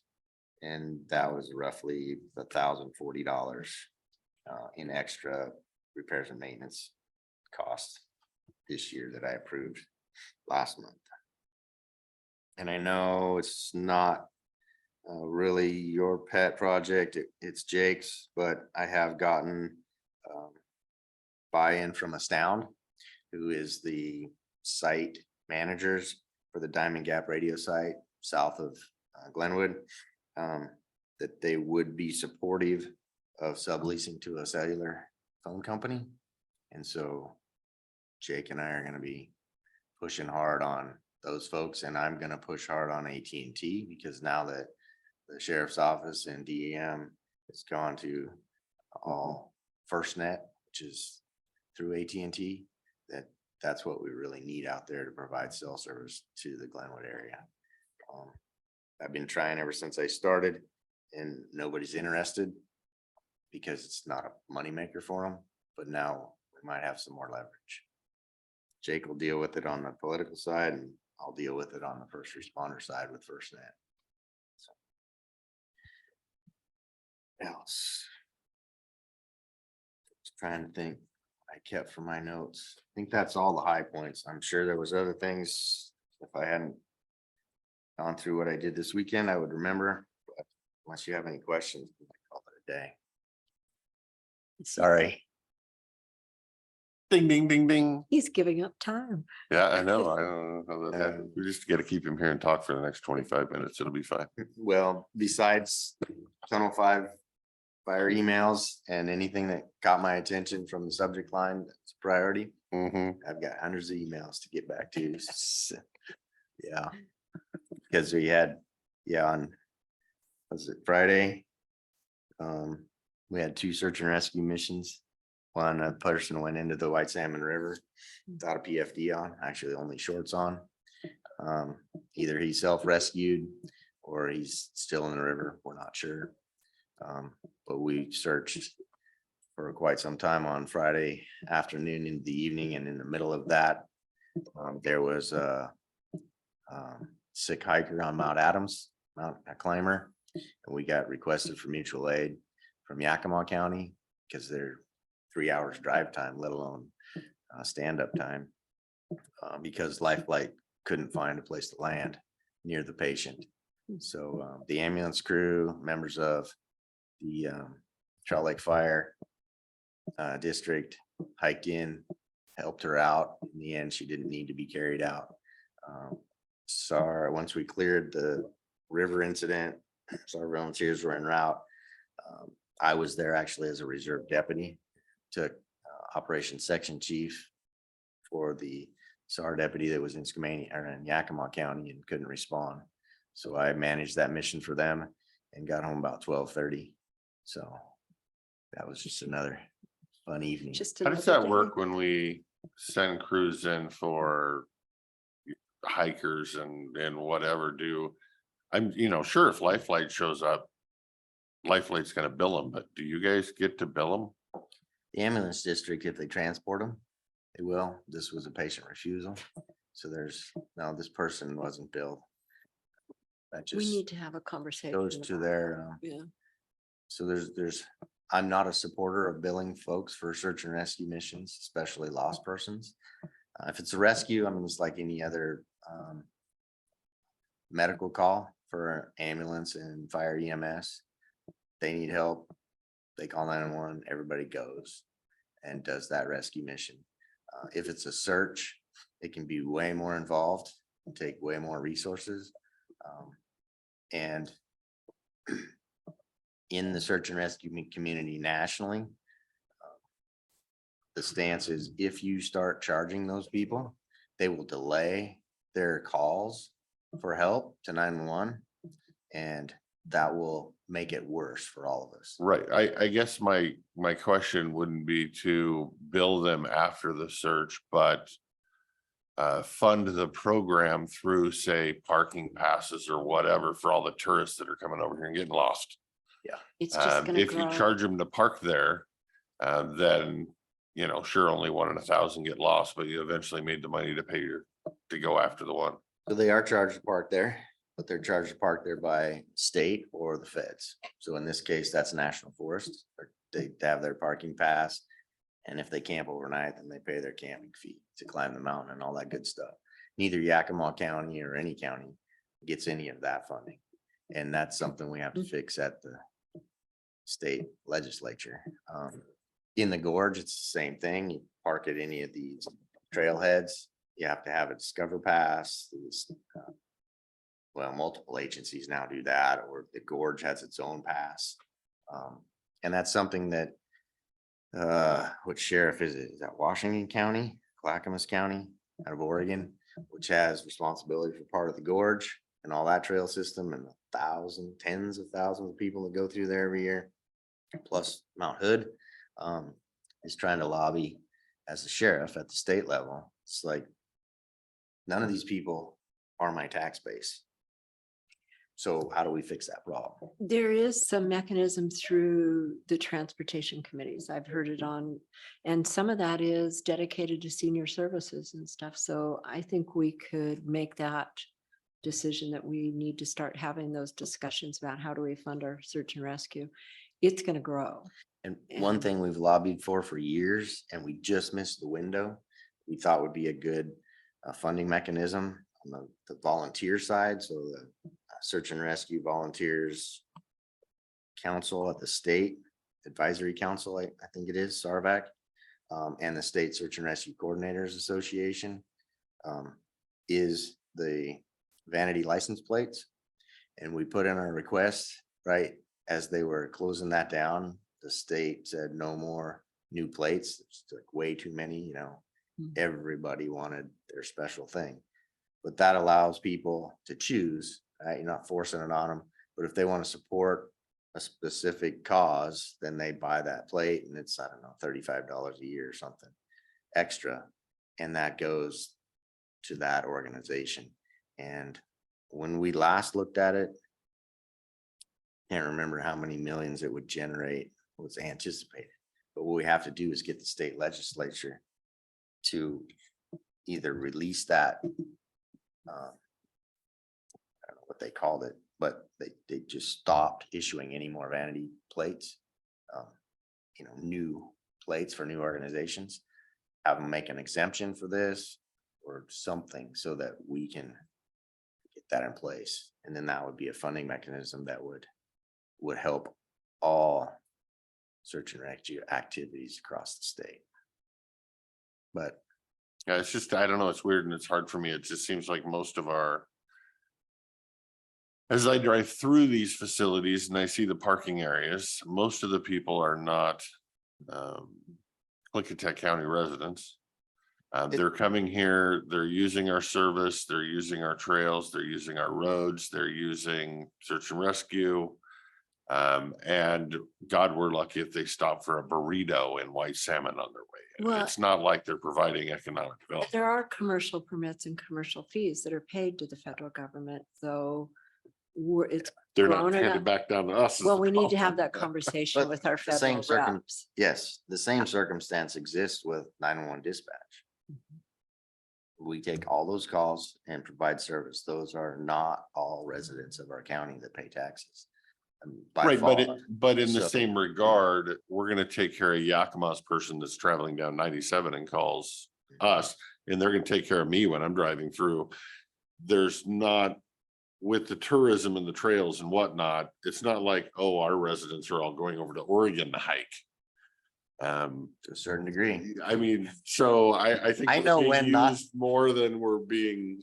I know when not to go recreate in my own county. I'll go somewhere else when all the outsiders come. I do that. But, Yeah, No, but and you the know other- where to recreate, that they also don't know where to recreate. right.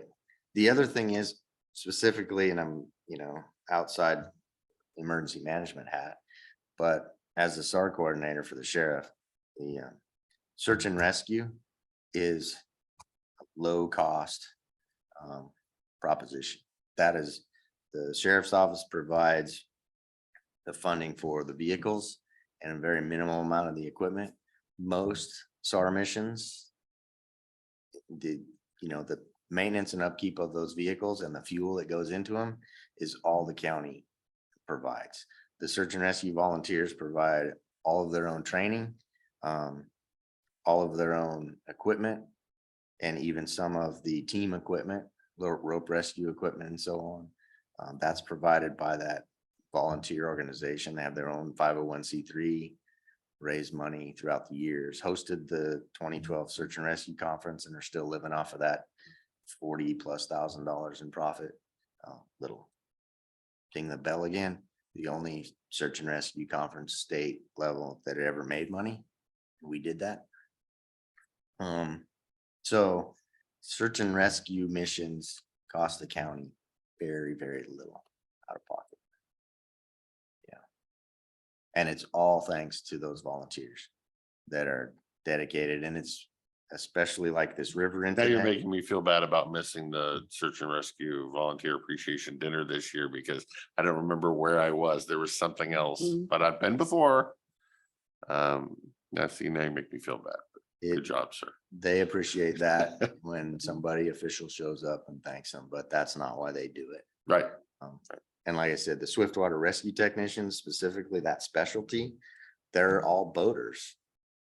So they do this, they know it could be them, and it has been their friends.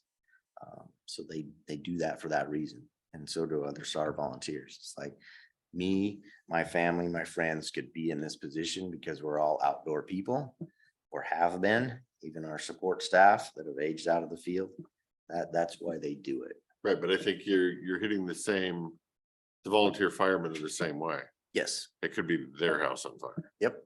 So I think volunteers in our community are just that way. And thank God we live in a community with a lot of volunteers. I just wish there'd be more. Yeah. Because a lot of us wear too many hats. With too many different volunteer organizations, and we need to take a break once in a while to breathe. Yep, understand completely and appreciate that. Okay, I've said it 3 times now. That's all I have. That's all I have to. Me too. Excellent. Thank you for your support. Thanks, guys. Yep. Hopefully Frank got some sleep. Did you get sleep during this whole event too, or were you 23 hours too? Conversation. No, I did not. Okay. Remember that budget talk I mentioned earlier? Yeah. Just because I wasn't there doesn't mean the phone wasn't. Well, right. I was gonna say my phone was going off the hook for about 3 days with everybody being overly paranoid about fireworks on that side of the county. Well, I had family commitments that still had to be taken care of. So, yeah. All right. Have a great one. Thank you, gentlemen.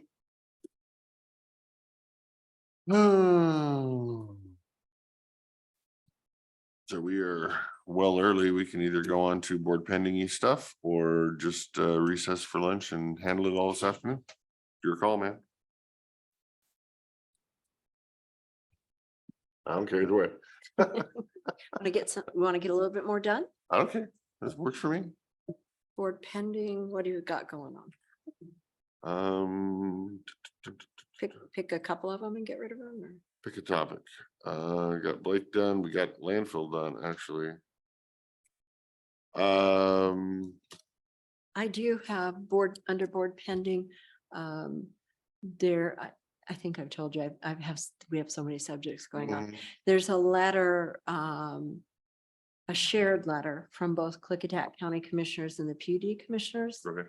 that's in the finals that Lee's putting together. Apologize, I've not seen it. I sent it. It's there. They just got it to me during session and I forwarded it to you. So it's no hurry today. And I sent you an apology with it.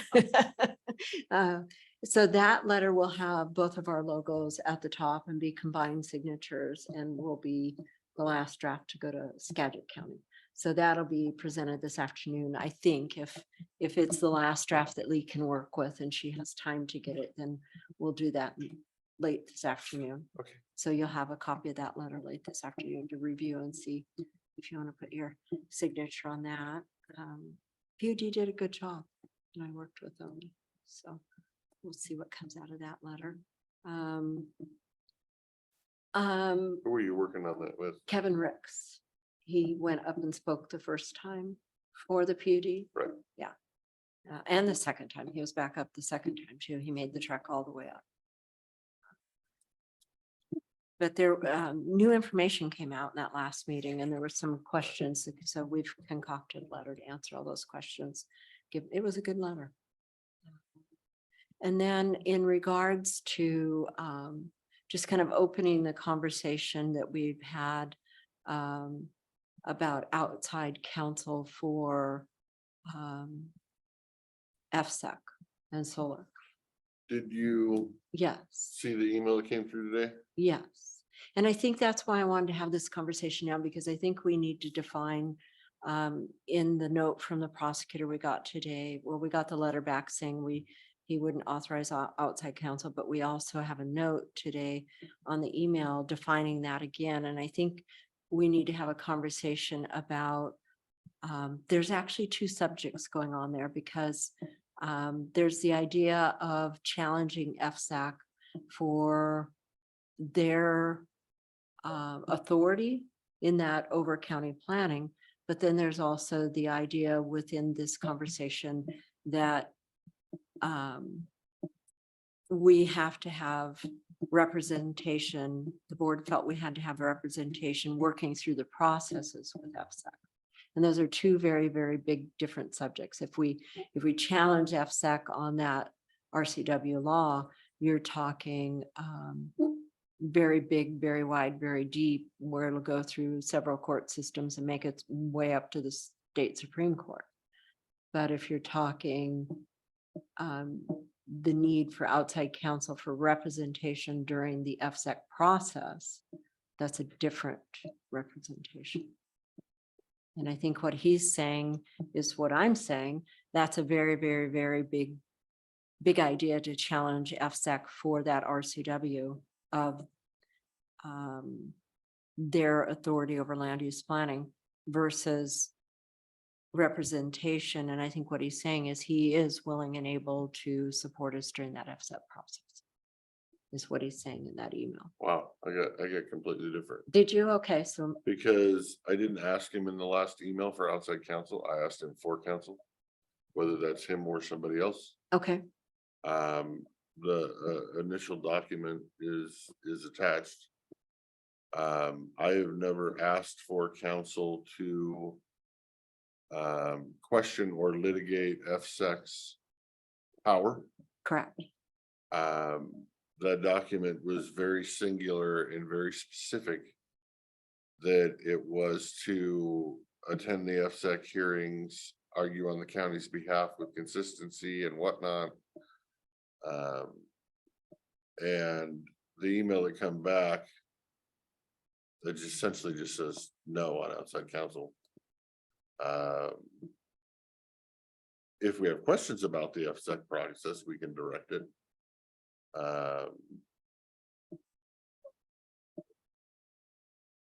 And I won't go into more, but I think it's more over than that. It's, if you look at the documents that we've done in the county that we've for the moratorium, for the all the things that the planning director was writing out for the condition and the findings and facts and all that, and all those documents have been submitted or tried to be submitted and just shot down. I'm not looking at them. I'm sorry, we need counsel to look at those documents Okay. to make sure that we did them correctly. So if they're not done correctly, we can fix them. And so I think it's a more scoping. There is right now, there's just a genuine hands off to anything related to solar. And it isn't just FSEC issues. I mean, you look at the documents with our moratorium and our emergency zoning ordinance that I'm nothing to do with it. That has nothing to do with FSEC. So, I mean, it's a solar issue and he's somehow taking a stance that You know, we don't deserve counsel on it, or we don't deserve our papers looked at. And get legal review, and so to me.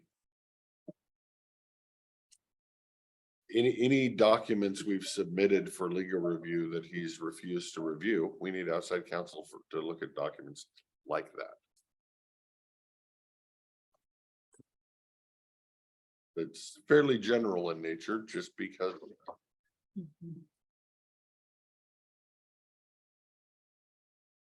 Well, and it's been tough for me because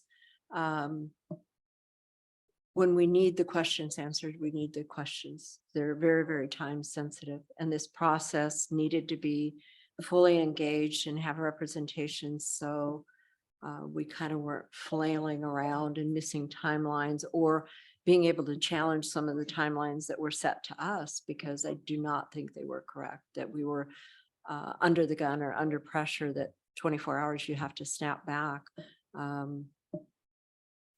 And I guess I take it a little differently. To me, having counsel is being able to have a conversation with your counsel, and your counsel literally bringing up things or advising you of things that maybe you haven't thought about. That's legal counsel, not specifically having to ask what color is the shade green on Tuesdays between 3 and 4 o'clock in order to get an answer. Okay. And nothing outside that scope, you get an answer. And that's where I feel we are. So that's just me. Do I think any part of this changes the FSEC process? Maybe, maybe not.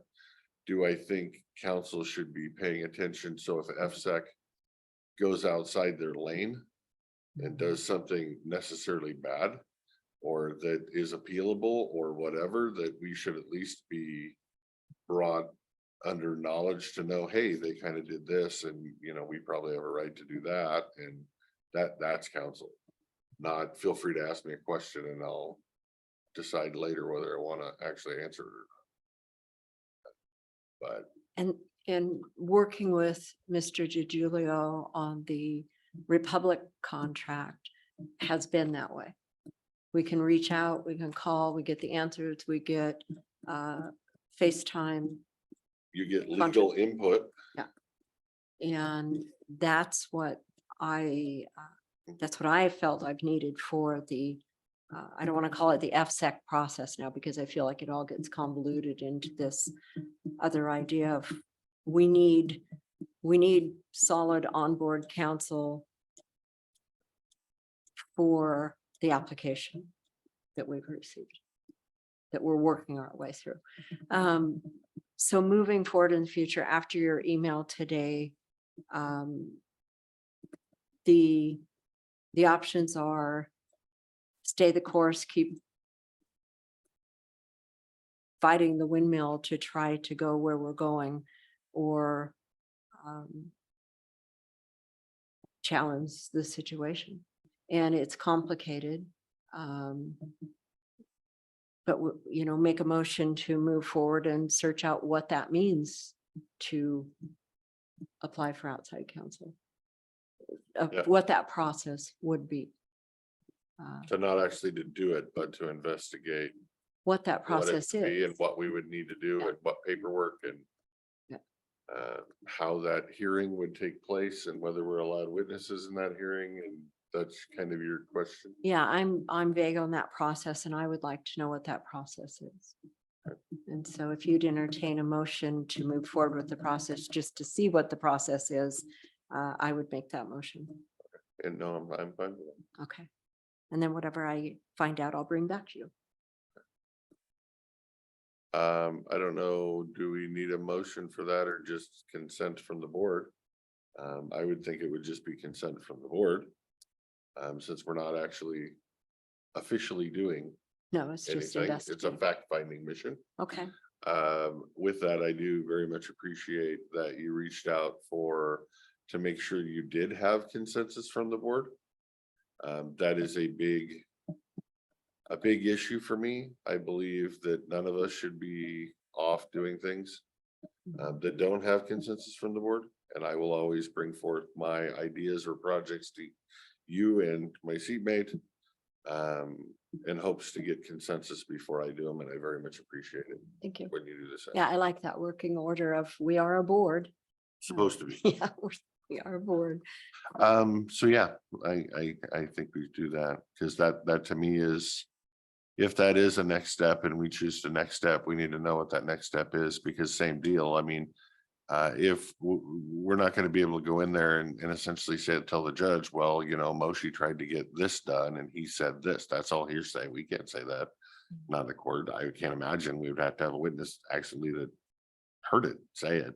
Yeah. So we need to know our processes for how that would go about, and do you have to post as an open public meeting to go have a hearing? Because we'll probably both be there. So yeah, unfortunately, I don't see any way around it at this point. I just absolutely don't. I mean, but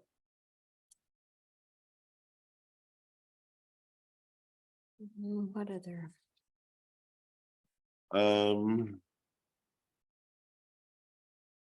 11:30, we can go on with board pending, or we can recess for lunch. I'd like to research for lunch. Okay, I would entertain a motion then. Mr. Chairman, I make a motion that we research or research.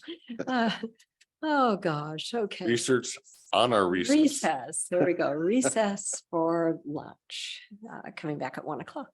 All right, I will step down, second the motion. We have a motion, a second to recess for lunch. Any discussion on that? Hearing none, all those in favor of recessing for lunch, I almost said research myself. And coming back at 1 o'clock, say aye. Aye, motion passes. Thank you, everyone. We'll be back at 1 o'clock. All right, we are up and running to the afternoon business meeting of the Klickitat County Board of Commissioners. Let the record show Commissioner Christopher and Commissioner Zoller are present. Commissioner Anderson is away. Commissioner Anderson is online. Oh, Commissioner Anderson is online. Then we are all three present. We will start with the Pledge of Allegiance, please. Pledge allegiance to the flag of the United States of America and to the republic for which it stands, one nation, under God, indivisible, with liberty and justice for all.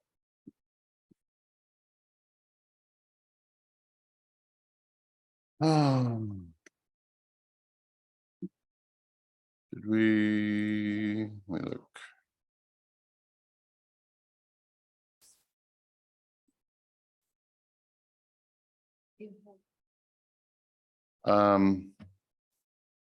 Commissioner meeting minutes, I do want to not vote on that yet. Doesn't mean we can't vote on it by the end of the day. I need to find it, pull it, read it, and just double check it before I vote on it. Okay, I'm gonna have to go. So I need to maybe, which packet is that in, ladies?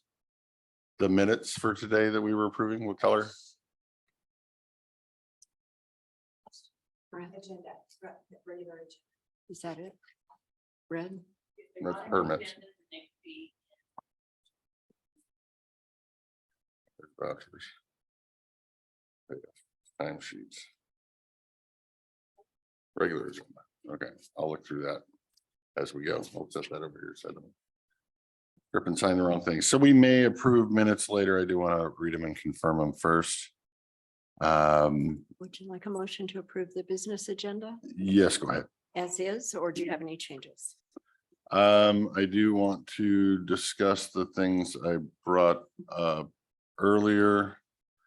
One of them is I'd like to pull consent agenda item number 1, the FSEC reimbursement agreement for lack of legal review. And wait, I guess, another week and see if we can get some legal review on that. And then that's been done. That's been done. Let's see if any of these. Everything else would fall under board pending, I believe.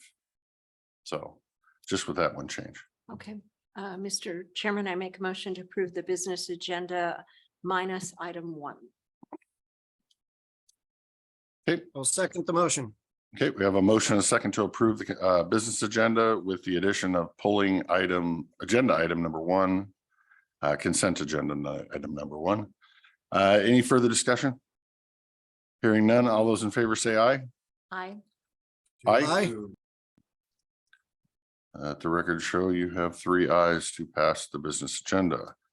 Minutes again, I want to hold off on until I get a chance to read them. That puts us at a time for citizen comment. Citizen comment will be limited to 3 minutes. If you have a comment, please give your name and general location of where you live for the record. Please try to keep all comments related to pertinent county business or things inside our county boundaries.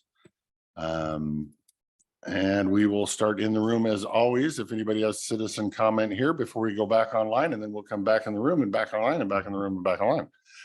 So come forward to the chairs. Please make sure those mics are green. If not, push the little button until they turn green.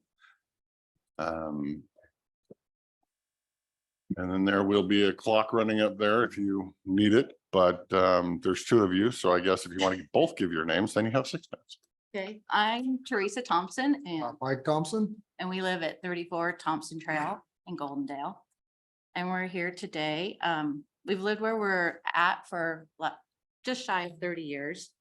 And along with 3 other residents on Thompson Trail, we filed a nuisance complaint on December 7th on a permanent resident at 140 Thompson Trail. On April 24th, the code compliance issued a final decision on their investigation stating there were no violations found. Per the nuisance code that Klickitat County has, we filed an appeal and requested a hearing with the Klickitat County Nuisance Board on May 3rd, and that was within the 15 days that we had to file from the final decision. And per the county code, we were to be having a hearing within 60 days of our filing request. And which was actually Monday. the 3rd of July. And we're here asking why we have not been given a date to hear our appeal. Good. Forward to the mayor, the person indicated they're not able to continue serving. We have very few appeals, and we're in the process right now of getting new members. Could that have been presented to us to let us know? Many, many, many times. We called who were we supposed to call? The commissioner's office. Well, the code says just to file the paperwork, so we did that and we filed with the commissioner's office. And we have it stated and dated and stamped and with the signatures of the other, we're 1, 2, and then 3 other residents, permanent residents on Thompson Trail. We have it stamped. So I don't know, I mean, she didn't tell us to like keep calling, so I don't know. Be done in 60 days. Get it done this quick as we can. And please feel free to call our office anytime, any one of us you can speak to. It's kind of a transitional thing. Okay, so the secretary, Compliance got so the under- secretary didn't know that to tell us that it's a transitional thing and we need to call? Everybody's new in our office. The secretary could have said everyone's new, so like call us. When you, Yes. can I ask a question? Go ahead. We're getting kind of off the, When you called, I just need to Procedure, know where but go you ahead. called. Did you call the building department? Where did you call? With code compliance. Talk to George's, well. We I've talked to were in George. correspondence with the code compliance. The last time I talked with George via email, Okay. he said he would look into it and get back to us. And that was, gosh, what, Months. 2 months ago? Okay. So we've done our due diligence, we feel. So, but you're telling us now we need to keep calling for what? Okay. no, there will need to also be discussions with the prosecutor's office before we move forward, but Discussions with the for, prosecutor. with us. with We the have, Set up a board, we have to? We need to have discussions with our council right? moving Understand. forward. That should all been taking place already, and we should have been able to had a board put forth by your choosings of the people you wanted. Each one of you represents for somebody to be on that board. The discussion should have all been done because you've already determined that this was okay. So you've already decided that it was okay. We are saying, no, it's not okay, and we are the agreed party. So we're asking for a board to hear it again. That's all we're asking. Now we're telling me it's being weighted and you're telling me you've got to seek legal counsel again. That should have already been taken care of, is all I'm saying.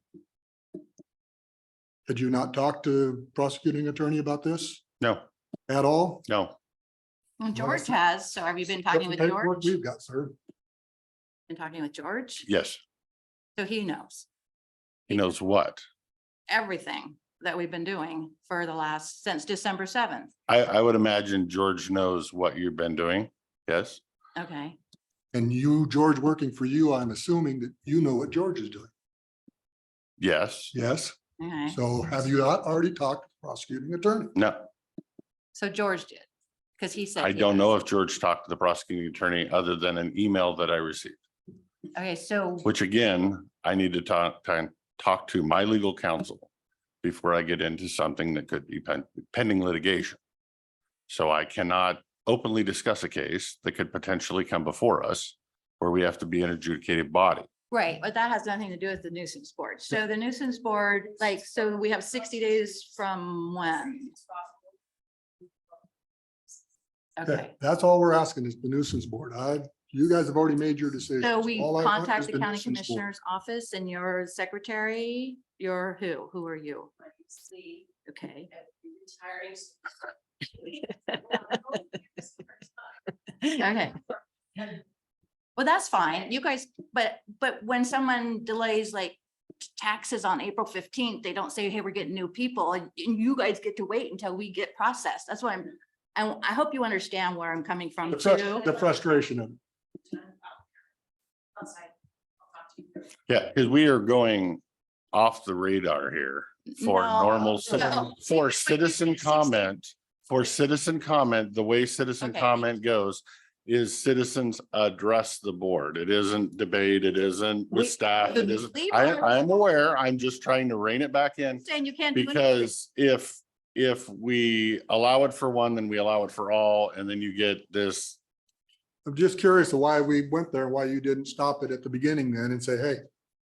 And You could talk about whatever you want. right, but why didn't you rein that back in at the I- very beginning and say, and then Because it answer was, the question of why we haven't had our board yet? You should know the answers to that George question. I do know. should have told us that you guys are in transition and that we needed to wait and please, we haven't forgot about you. And you're here, we waited 60 days and nothing. We had to come here, take our time to come and explain where this isn't our job. It's your jobs to have somebody out of 5 people. If I'd So have, this- my or 15-day 6 deadline people. would have been. So There is question, let's put it this way, there is question on whether the RCW 1504.020B further violation of this title declares unlawful and public nuisance. But that's not. What is for you to ask what is the me. violation? So There is no That's- violation that's to not have for an you. appeal. There That's needs to not what be we were talking. a legal That is in the paperwork. determination That is in on the whether paperwork there we needs to sent be in. an appeal. I'm just trying to give you where I'm coming from, Yeah. where I need to talk to the prosecutor to find out what the violation is You've to already have the seen it. appeal. You No, already we're understand. the aggrieved Oh, party. So okay, we that's it. went back. to- Okay, we're done. Yeah, Thank you. and Have a good afternoon. could I say one thing before you go? I do want to apologize that no one got back to you. Thank And you. I do want to say that we've heard you and I think I understand where the disconnect happened and we will be working on Okay, it. well, you I will don't, say you this don't is- understand it. Process has been going on down Yeah. our road since we lived down there. And one took 20 years to finally get cleaned up. It took 20 years to clean it up. For the I county, and do the not county wanna spent do that again. $70,000. I do not clean want to it go up. through that again. Thank you. Have a good afternoon. Thank you, sir.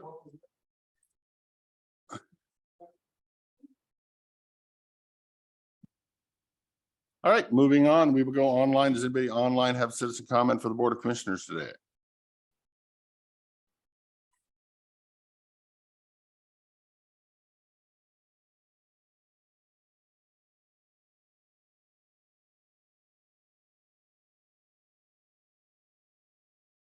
Seeing none, go back in the room. Does anybody in the room have citizen comment for, I see one online. Let's go back online. I see Sherry with her hand up. Sherry, go ahead.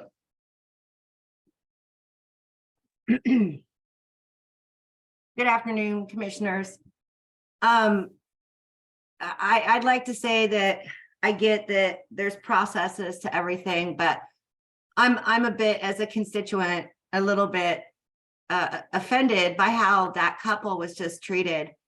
You know, we are the taxpayers. We pay a lot of money for our property taxes. We pay salaries, we pay employees. And all we ask is that our government and the employees and agents thereof do their jobs and serve us as you're supposed to, as public servants. So again, I'm a little offended that that couple was just treated like that when I feel they have legitimate concern. There's a lot of code violations that happen in our county that get ignored, and that's concerning.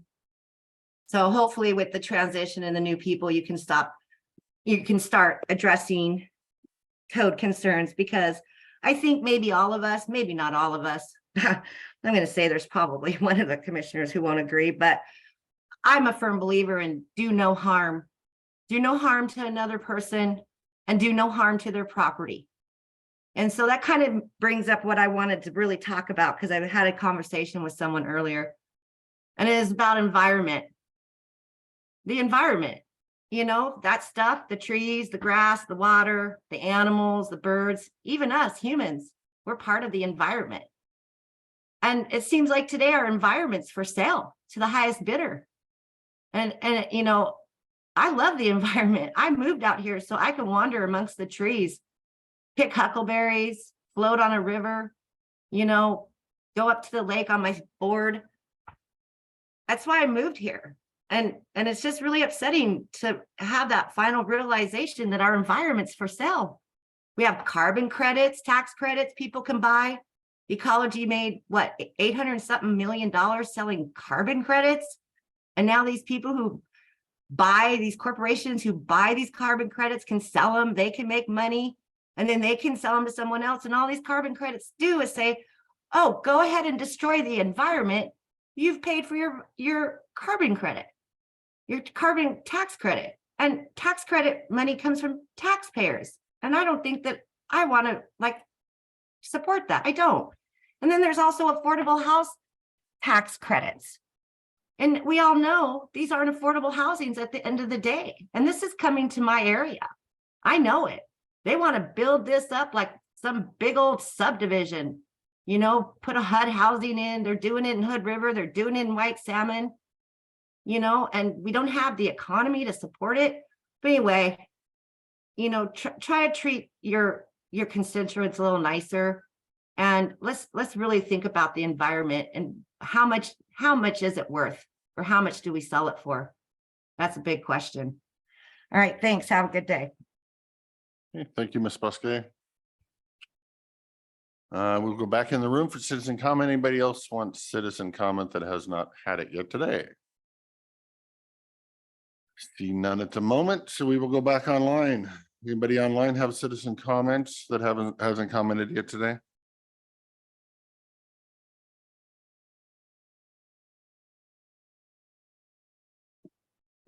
I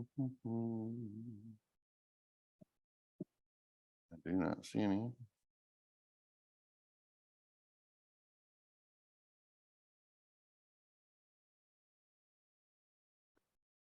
I don't see any.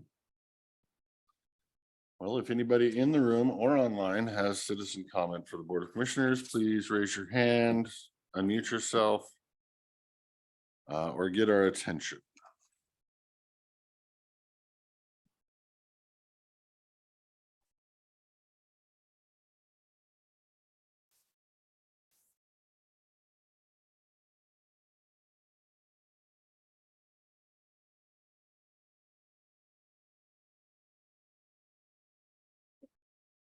Look at this. Right, okay.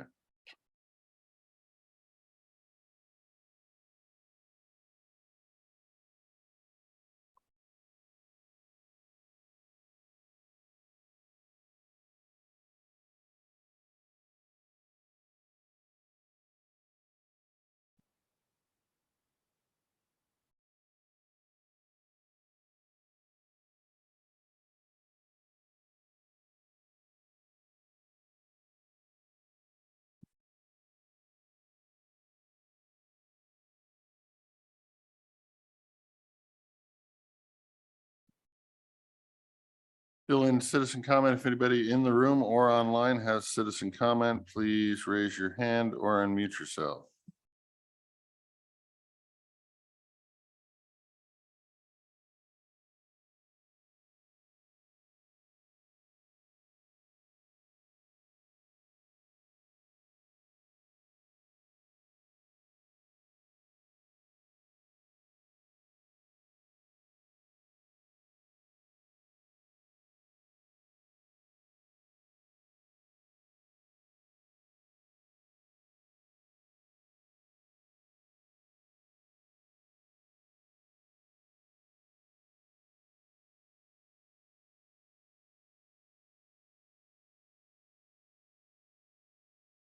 We are in citizen comment until 1:30. So if anybody has citizen comment between now and then and wants to make comment, please raise your hand, unmute yourself, or get our attention in any way you can.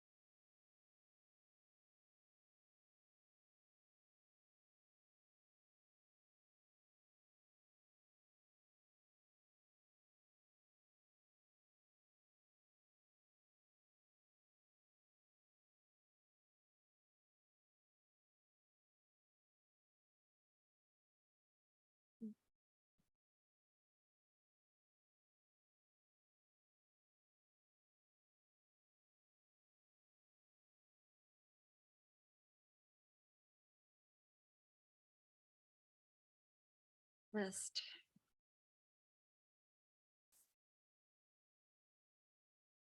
For my seatmates, I did just get a chance to review the minutes that were posted on our agenda, and I'm fine with them, so.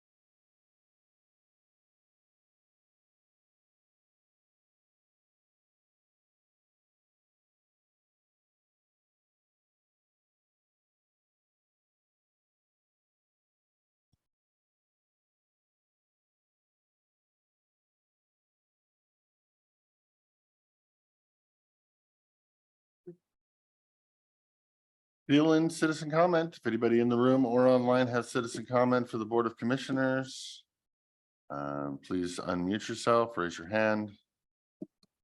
Step forward. We're missing Ms. Moko today. Oh, we are, aren't we?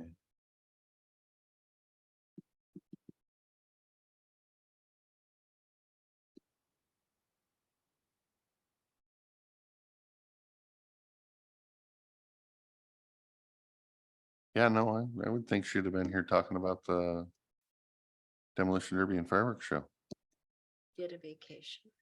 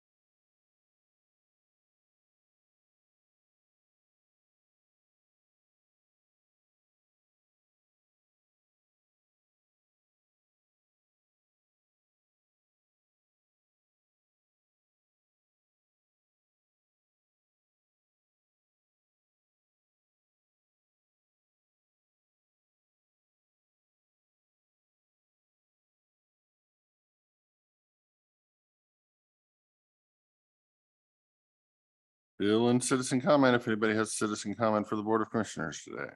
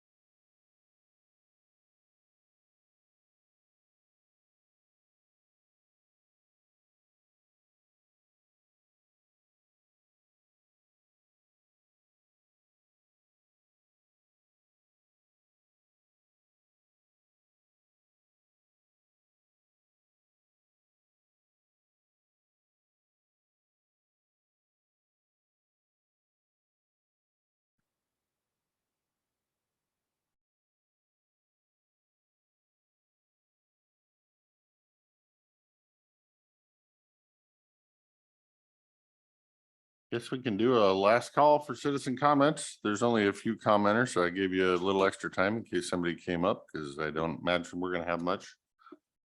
So anybody in the room or online would like to make citizen comment before the Board of Commissioners today? That one member out in the hallway, I was hoping they would come back and get a chance, but they're talking, so.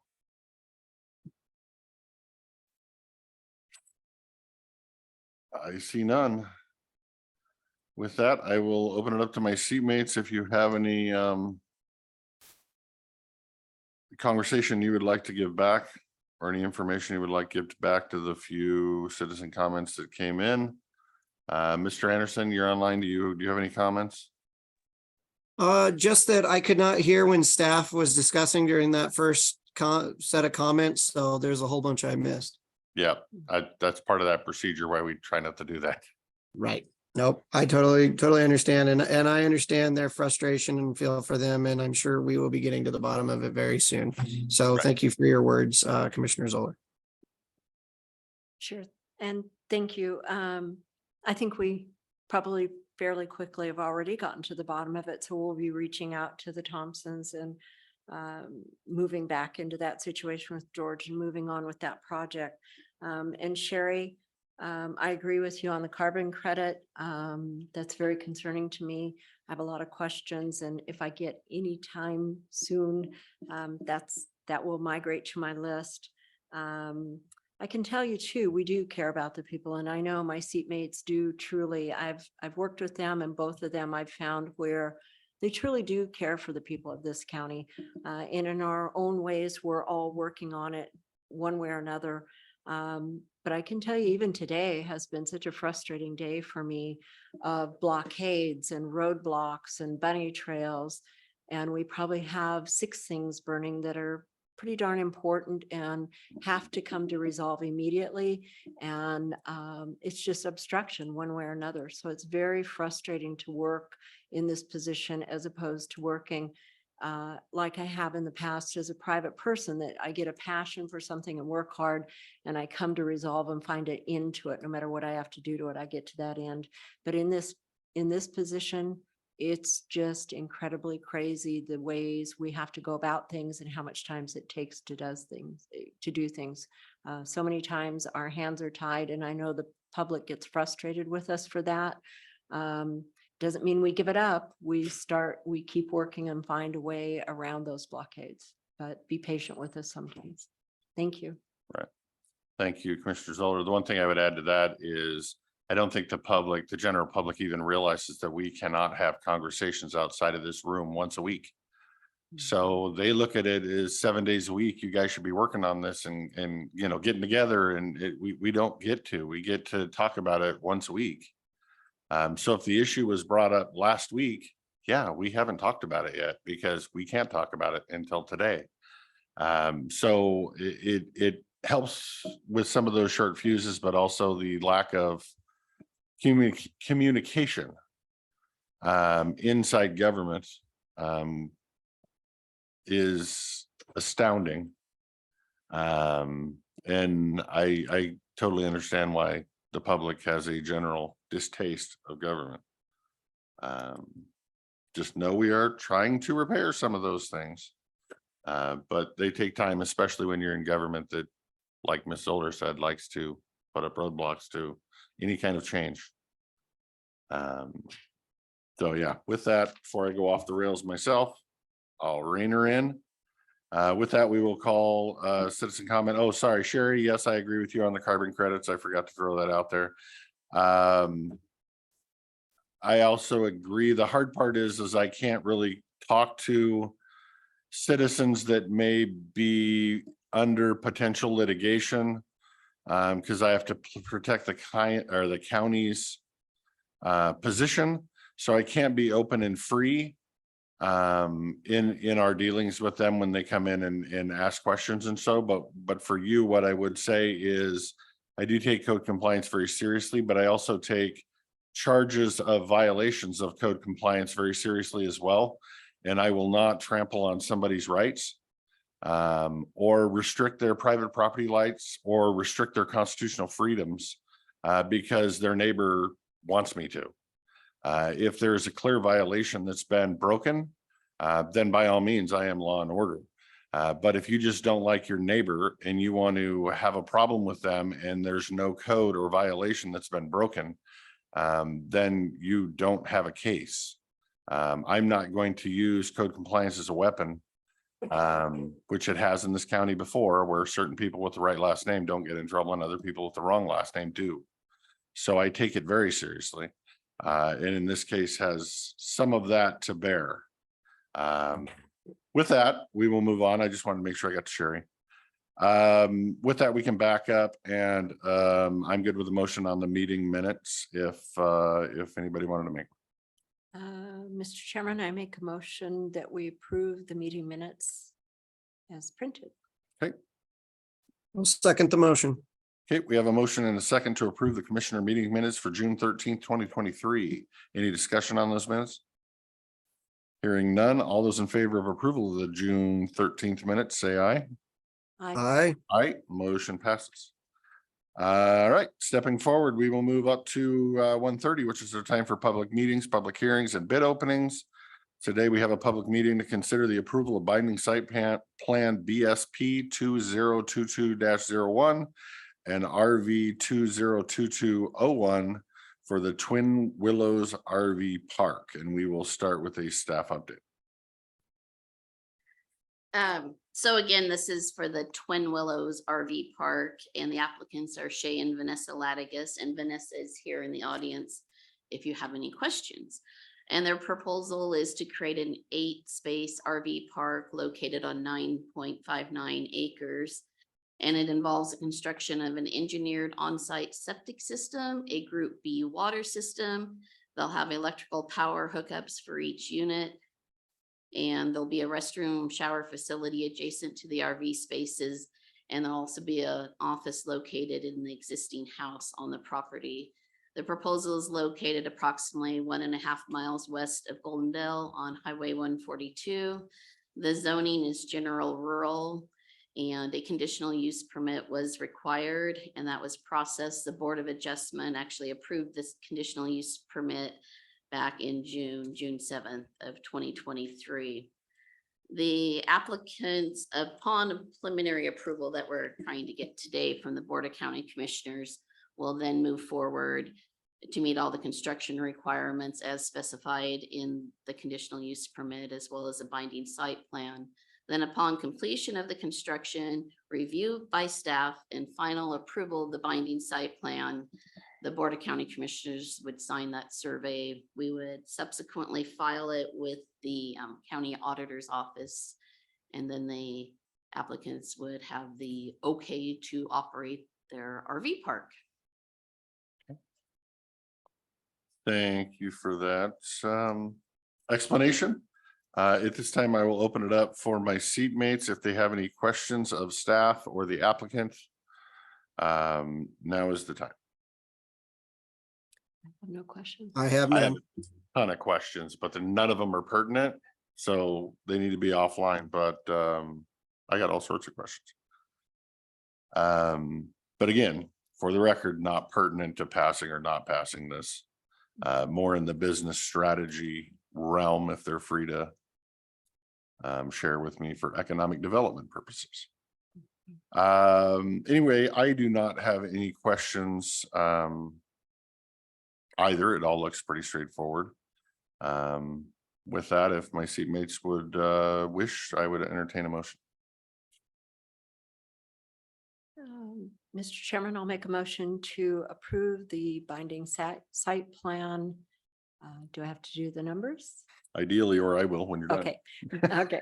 BSP 2022-01 and RV 2022-01 for the Twin Willows RV Park.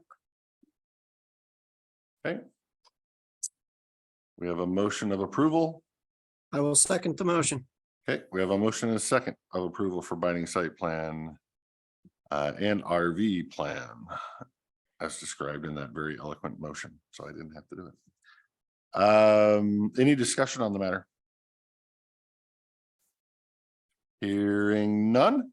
All those in favor of approval of binding site plan BSP 2022-01 and RV 2022-01 for Twin Willows RV Park, say aye. Aye. Aye. Aye, motion passes unanimously. Thank you, staff. Thank you. You.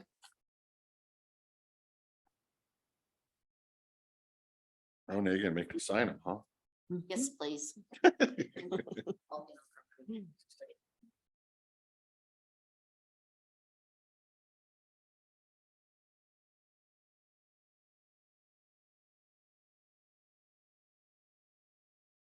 Thank you, Lori. Yeah. All right. Moving forward. 145, we are ahead of ourselves. But let's go for it anyway. We have a resolution before us in the matter of an administrative appeal to a SEPA threshold determination for a shoreline master plan program comprehensive update and periodic review. Staff update, please. Good afternoon, Commissioners. So before you is a resolution to appoint a hearing examiner to hear the administrative SEPA appeal on the Klickitat County Shoreline Master Program update. We had a public hearing before the Planning Commission on June 20th. And the recommendation from the Planning Commission is to forward the proposed SMP before the board for the final adoption to complete the local adoption process. But because we have a SEPA appeal, so we need to take care of the SEPA appeal. And my understanding is there was a discussion between the prosecutor's office and the commissioner. And the recommendation was to appoint a hearing examiner to hear the SEPA appeal. And therefore, I have this resolution before you to formally appoint a hearing examiner. Okay, thank you, ma'am. Do either my seatmates have any questions or discussions or statements or anything they would like to make? Refresher on when did we have a discussion with the prosecutor asking for us to appoint that? That's. Bear with me.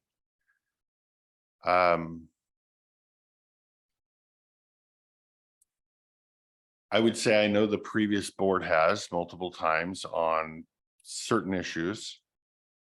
And I'm trying to remember if on the week you were gone, we had a executive. I don't quote me on it, but I'm thinking that there was a time when you were here that we talked about it, but I don't know that you were actually in the room. But that would have been before the planning commission's recommendation or finalization of everything. Absolutely. So that, I don't know how we would have had that conversation. Yeah, no, it would have been just a general, so the general recommendation and the opinion of at least the past Board of Commissioners has been when we are in a land use Appeal. court Mhm. of any kind that pertains to land use, the county commissioners are not land use attorneys.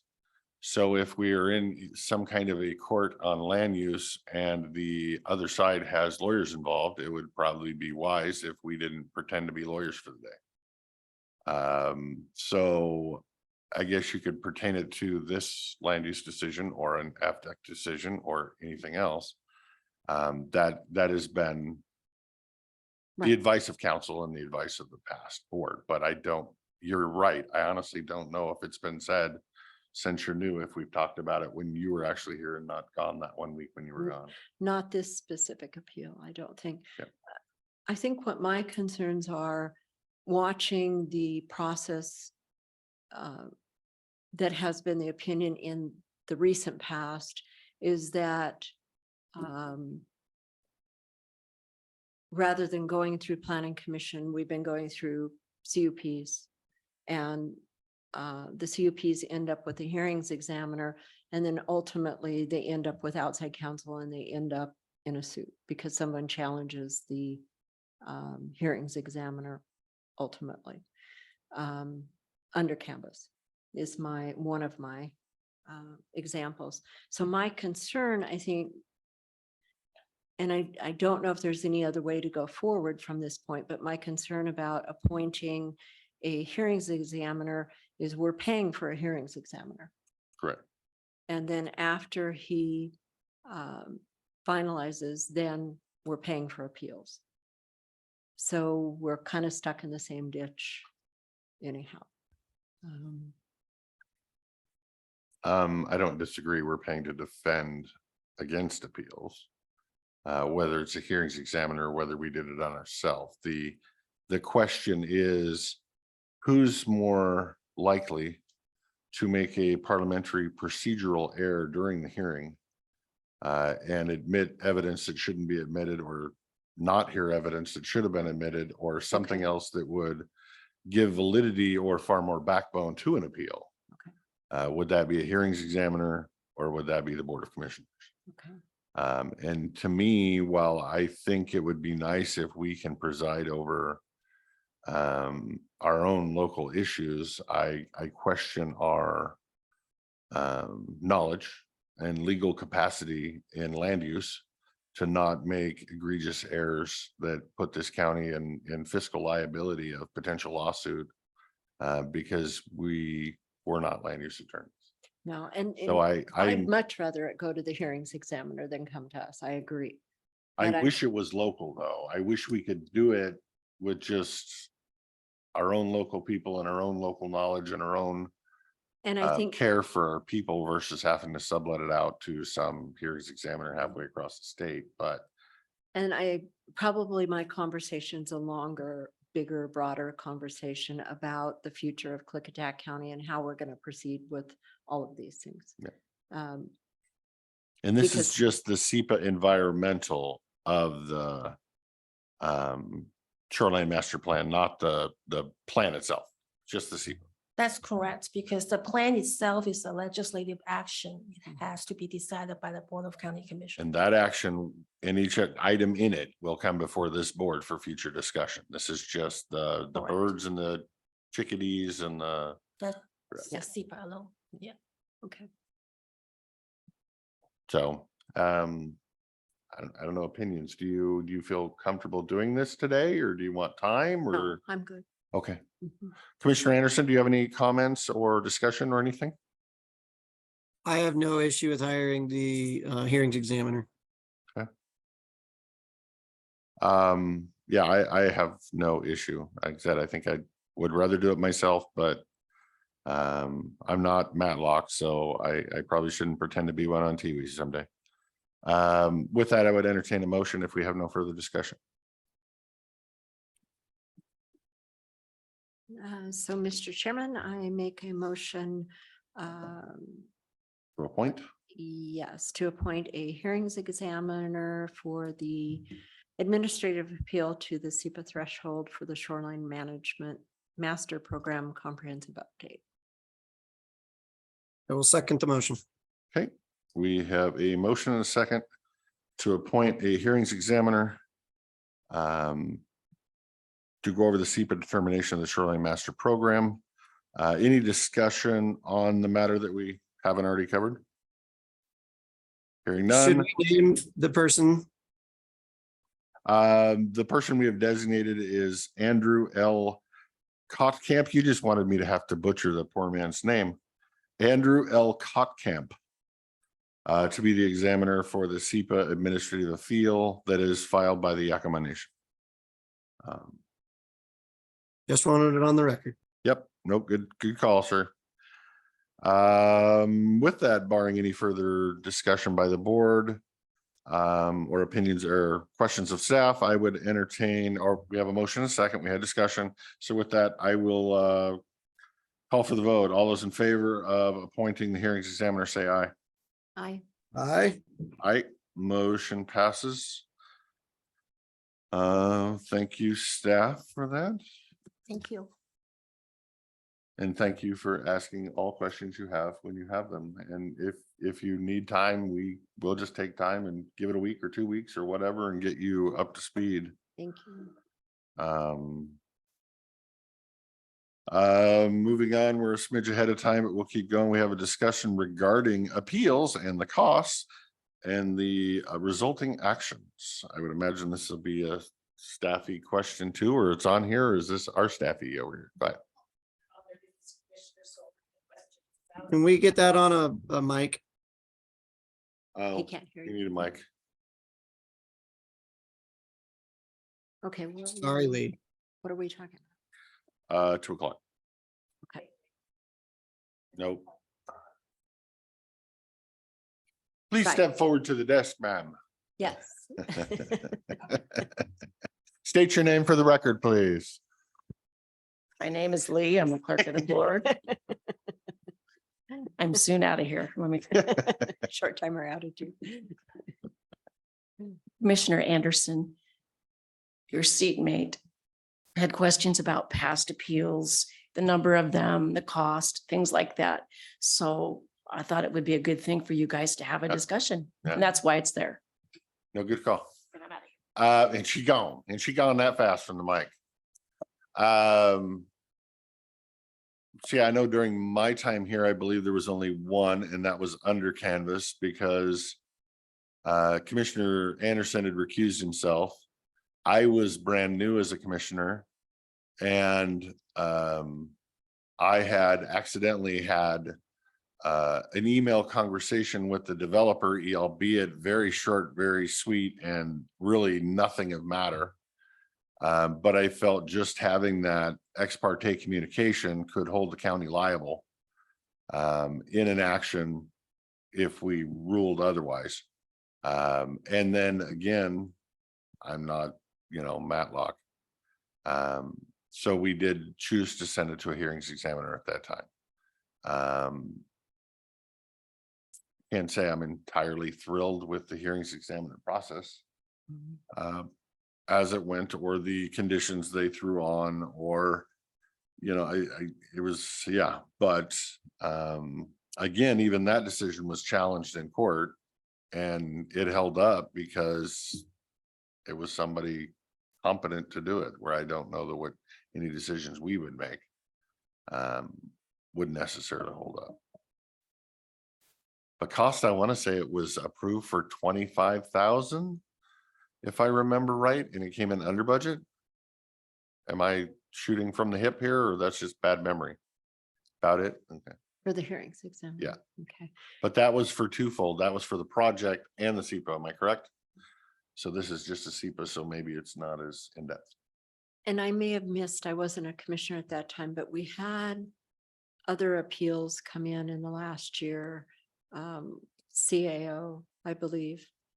And I just wanted to know where they were in the process, if we've gotten through those, or are those pending too? For the critical areas ordinance, that was also a SEPA appeal.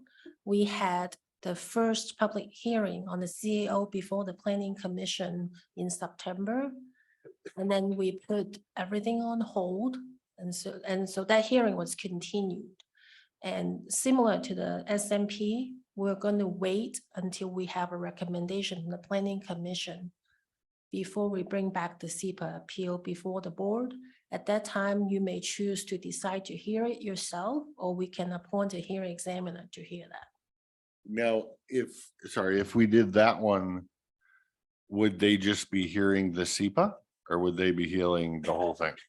Because those are legislative actions, the final decision has to be from the Board of County Commissioners. I So just- you only on the SEPA. I thought portion. that's how I knew, but I just wanted to make it clear for Mhm. anybody who may not have.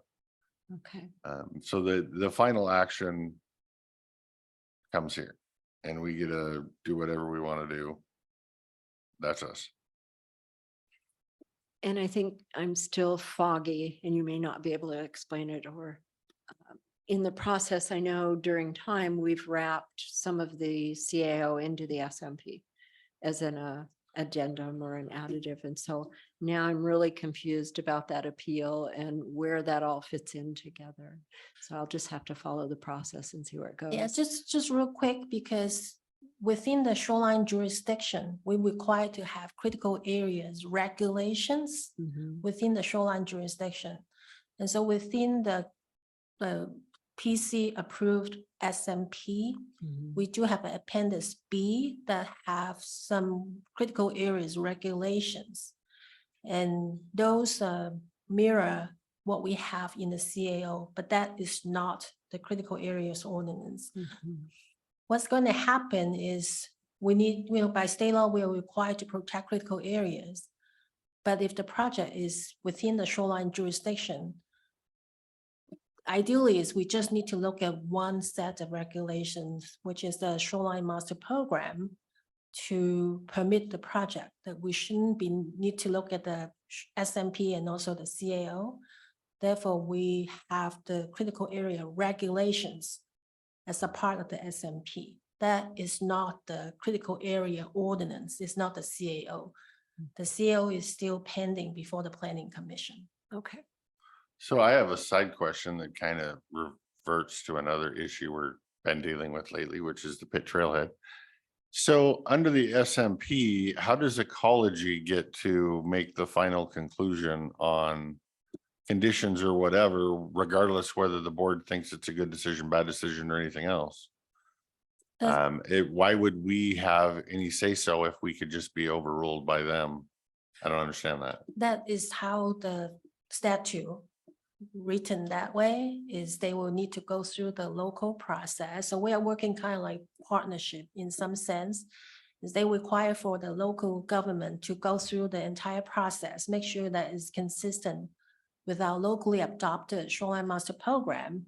And then we'll forward our decision to ecology for their final approval. So which is what happened with the recently approved shoreline conditional use permit. And they will look at our conditions, make sure that is consistent with the state requirement and our SMP. And then they will issue the final decision to either concur or modify the local decision. So what happens if, like on that project, the answer would have been no? Could they have just overruled us and said, you're wrong, it's a yes, and here's your permit? Potentially they could, but then there will be like a appeal process before the shoreline hearings board, that anyone can file that decision. Right, 21 so if days. we would have said no, the applicant could have then filed an appeal, went before ecology's hearing board and potentially got a yes. And that would have been the state essentially circumventing local, just kind of like they're doing with one other project around here recently, but That will be a process to go okay. through, yeah. okay. I didn't understand that from them though, about that process. They saw it first, and as I understood, in a letter, it said, if Klickitat County approved, they would go ahead and go forward.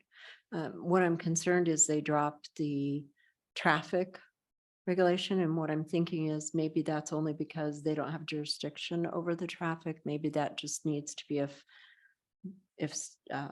DOT wants that to happen, then DOT needs to speak up.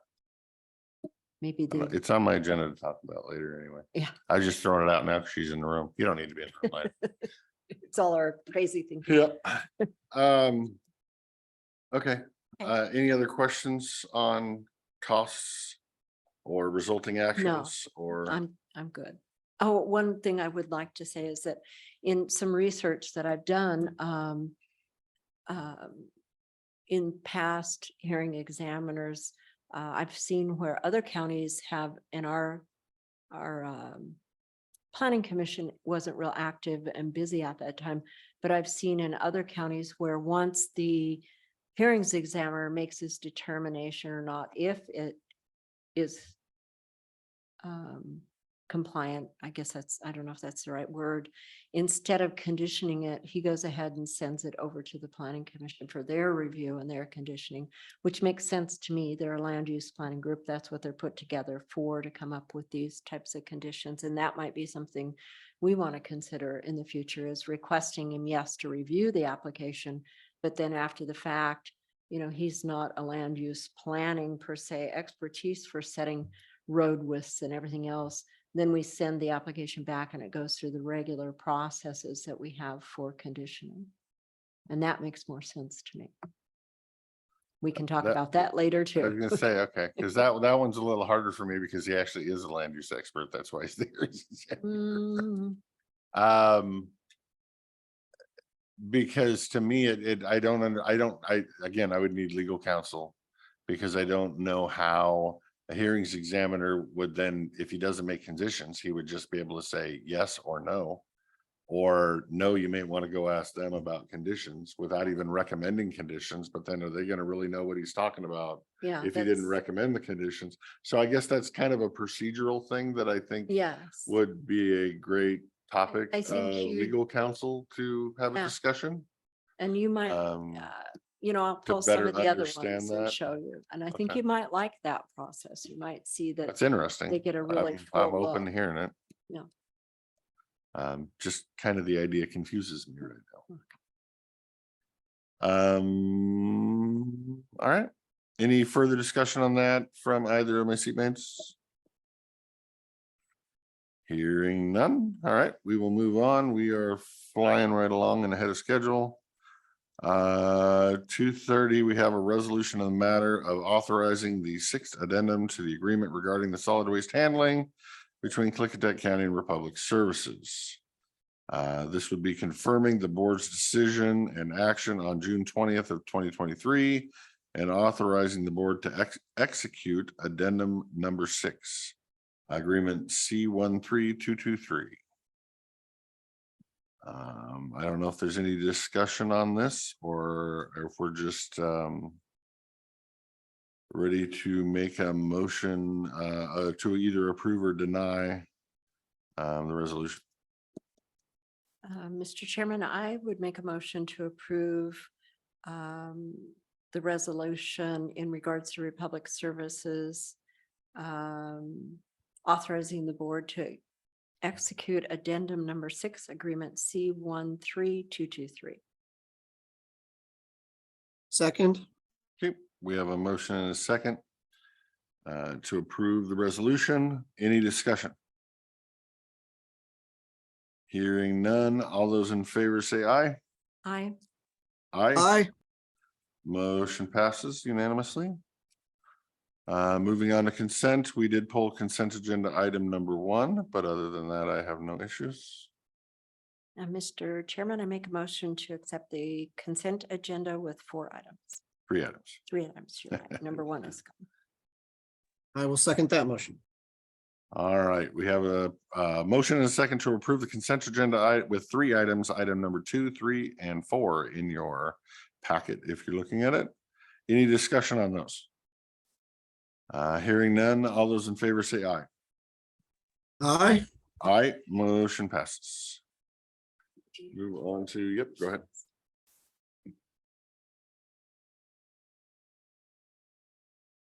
I don't see the cover sheet. Still looking? Yeah, it's not. You have the numbers Let's here. see.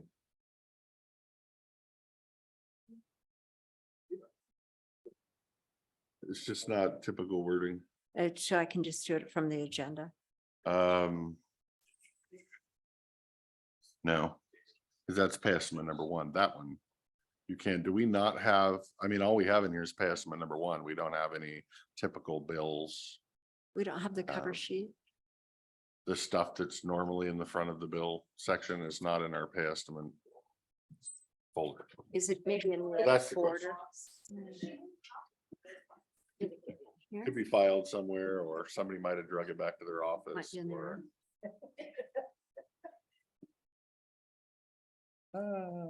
We'll find it. It's not like we don't have a lot Fire of department paperwork, just huh? gotta go. Thank you.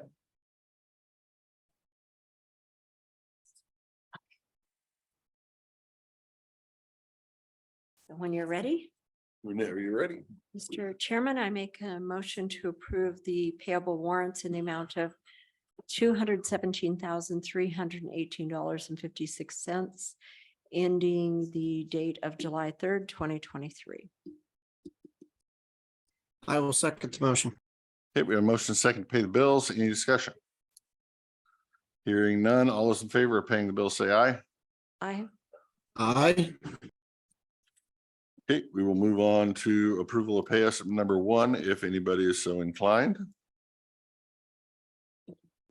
Mr. Chairman, I make a motion that we approve the pay estimate number one and do you want the? Yep. And the final for Klickitat County Dispatch HVAC project.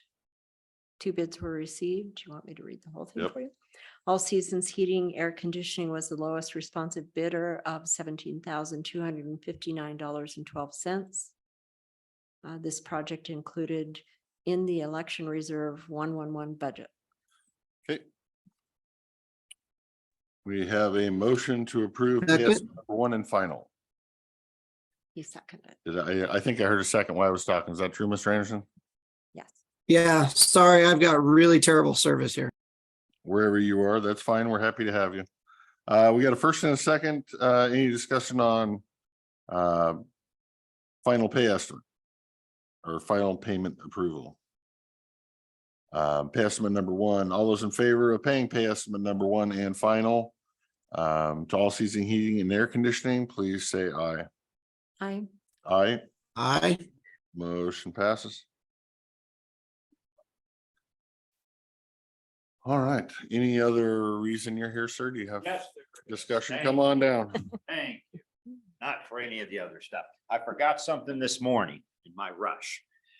We had the last standards committee meeting last week and we come to a consensus. So that brings us back to hearing time. We also have to do a SEPA, but we would have the hearings first and then send out the SEPA for 2 weeks before we did the ordinance. So I guess what I'm asking is, can we have the first hearing Tuesday, July 25th? And then maybe a follow-up hearing August 1st. I guess my question would be to my seatmates, do they want to go out to public hearing before this board potentially looks at the document itself and makes its own changes before it goes to public hearing? Or do you want to just go straight to public hearing? I'm open either way.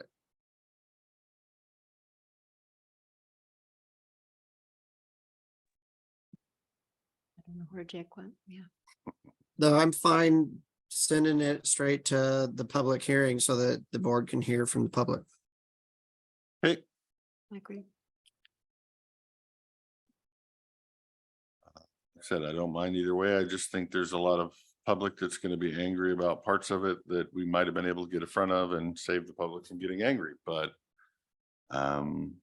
process is process. So anybody have any issues with the 25th? Other than I swear there was something else on the 25th. I don't know what. Case speed board, maybe. Maybe that was on the 25th.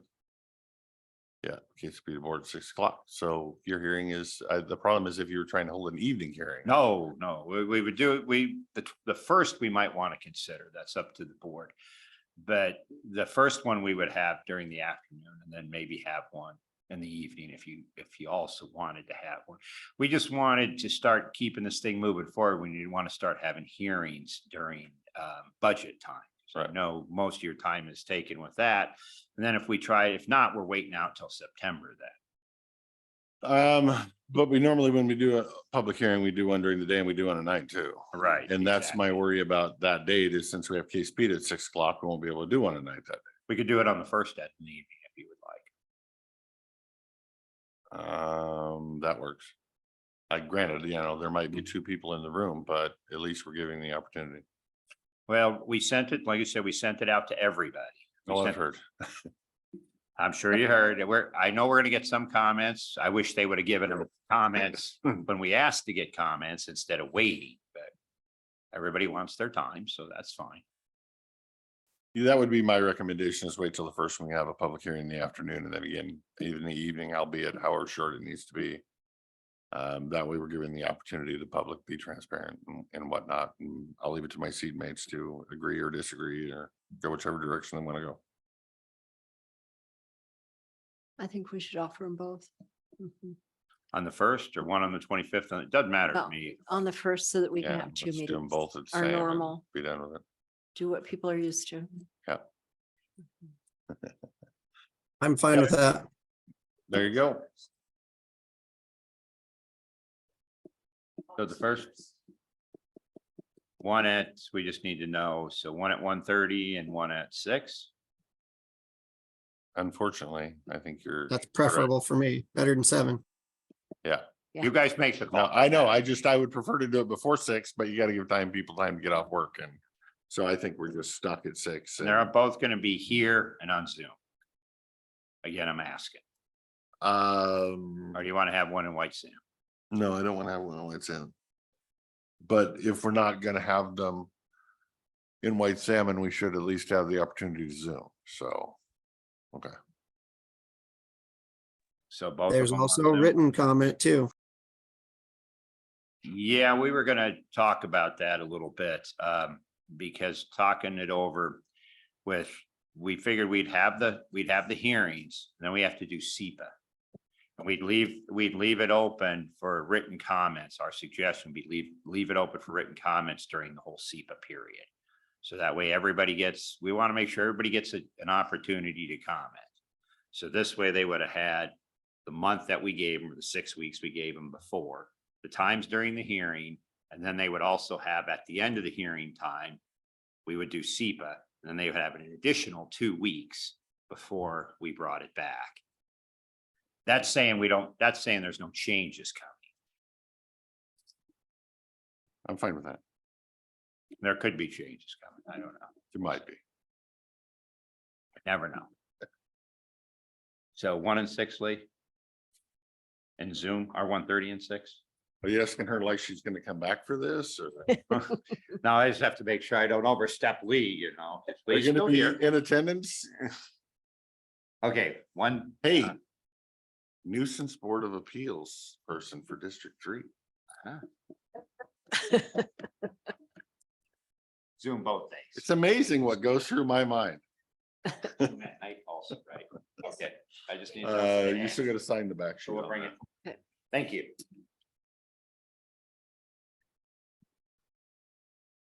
Alrighty. Moving on, we've done that. We'll move on to board pending and I kind of have a list. I have a list. Go ahead. We did that, we did that, we did that. So moving on to the state park decision to remove my condition from the pit trailhead permit.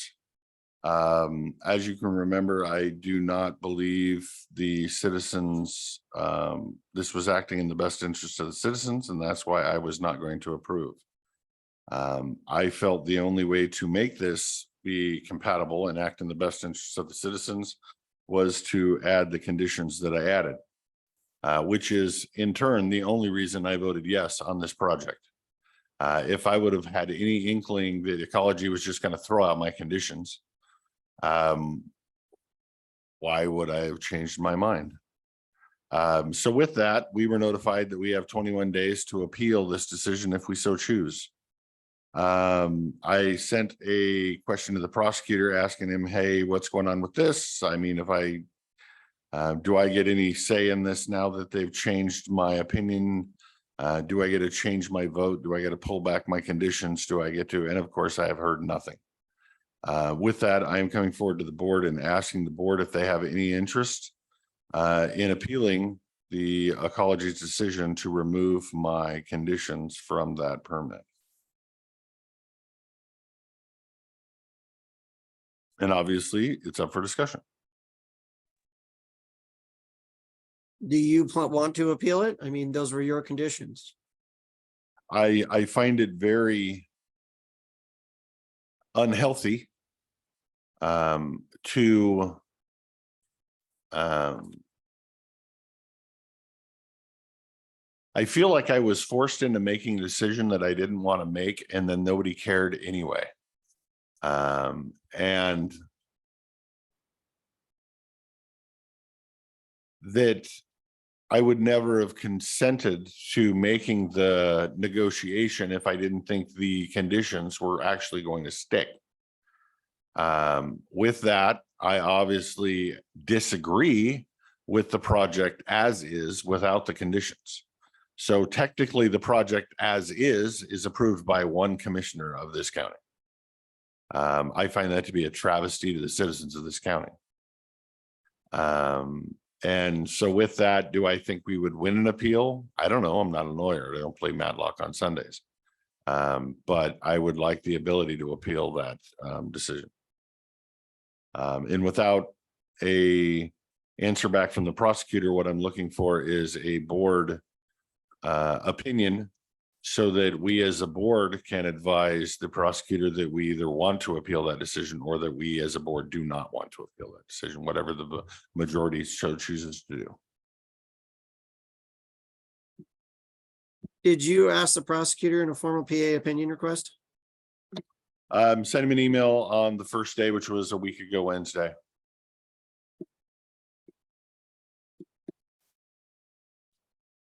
I think the right thing to do would be to send an official PA opinion request on whether or not we can appeal, because in the end, is it our decision or is it ecology's decision?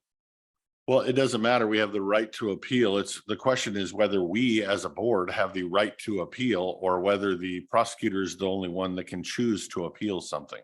That is the question. There is an appeal procedure, and it's spelled out in the email from Ecology that we have 21 days to appeal. The question is whether we can appeal or whether the prosecutor has to agree to appeal, not whether we even have the option to appeal and Ecology won't let us. That's not the question. So I guess the question would be do you want to go in front of Ecology to state your appeal, or would you like the prosecutor to do that for you? Well, obviously it's a land use decision, and I think there should be legal counsel for those. So I'm going to stick by my guns and say that legal counsel should be probably appealing all land use decisions that the county disagrees with. And that's what it comes down to is, does the county disagree with it? And if I'm the only one that disagrees with it, then no, the county doesn't disagree with it. And then no, we should not be having council appeal. If there are multiple commissioners that disagree with it and multiple commissioners that want to appeal, then I would hope county counsel for the county would appeal the decision. But again, we'll find that out as we go. Step one is, am I the only one that wants to appeal or not? Scenario. And this is primarily about your condition, because I haven't seen which conditions were removed. Is this the crosswalk? And they removed crosswalk and they removed water for animals, which were the two I had.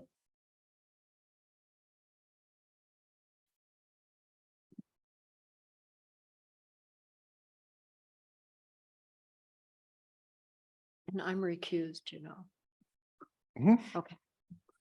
So I guess I'm still trying to understand if we can legally set the conditions for a state route like the crosswalk, or if Department of Transportation preempts us on that. But again, that would be a question for the prosecutor.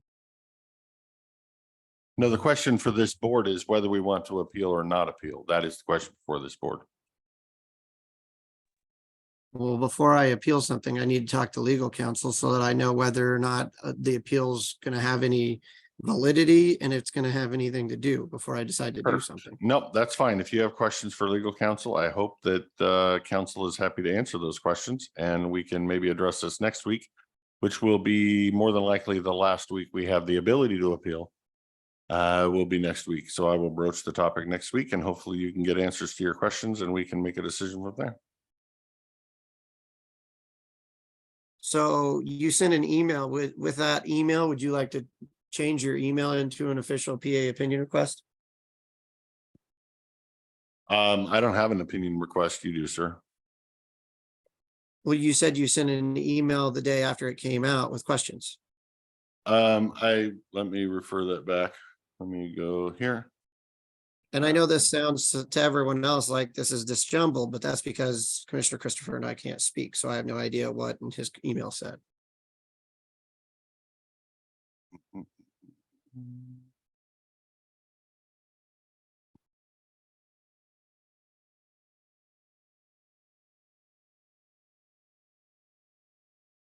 My email said is I only voted yes to break the tie and only voted yes if the conditions I needed to change my vote were met. Now that the state has dropped my conditions, do I get to appeal or challenge or change my vote? Or just next time go into it knowing that any conditions I asked for are not a requirement, meaning I can vote no on all state permits. And that is what I wrote and no comment. Well, I don't think that you can change your vote since it's already been forwarded on. I But agree. That's a fair question. I agree.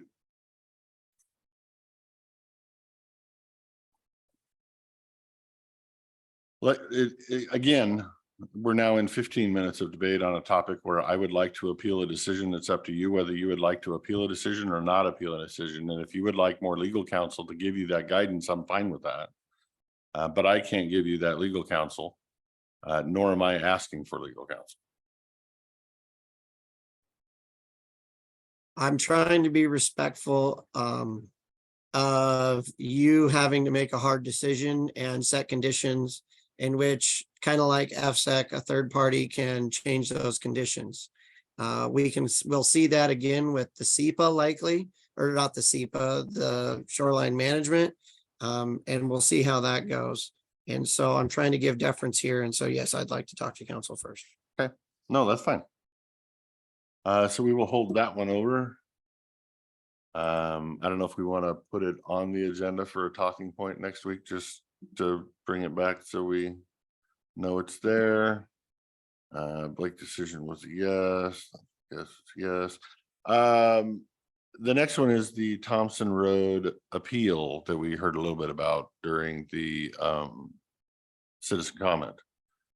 In the letter from the prosecutor's office, it wrote an email stating that under Klickitat County Building Code violation 15, violation 150402O-B, further violation of this title is declared unlawful and a public nuisance, and then forth the person gets their hearing before the nuisance board. My question is, I don't understand why they would essentially get to go before the nuisance board of appeals unless there is a further violation of this code, which is what the prosecutor stated, which I don't believe the prosecutor's office has ever been able to articulate to us or code compliance what that violation is. What is the violation that the person is actually violating so code compliance can actually write a ticket to it? But without a violation articulated to us or code compliance, there is no violation. And without violation, you don't get appeal because it's only further violations of this code qualify for an appeal. So I don't understand how we're sending someone who may not have even violated anything has to go before an appeal before a board that, again, is not Matlock. to me, fine, if there's a violation, what's the violation? We should be advised of the violation so we can have code compliance handle the situation, which would then be handled without having to go to appeal. If we have to go to an appeal, somebody should be able to articulate to me what is the violation. So that would be, I guess, my question is, I guess, another legal opinion sent on official legal paper asking for what is the legal opinion and what is the code violation that is currently being broken in order to allow these individuals to go before the Nuisance Board of Appeals. So the email that. Would you're you like to referencing- draft that? Hang on, we got Lori speaking now, but quietly. That email that you're referencing, did that come just to you? Pretty sure it was sent from the BOCC Okay. prosecutor legal request.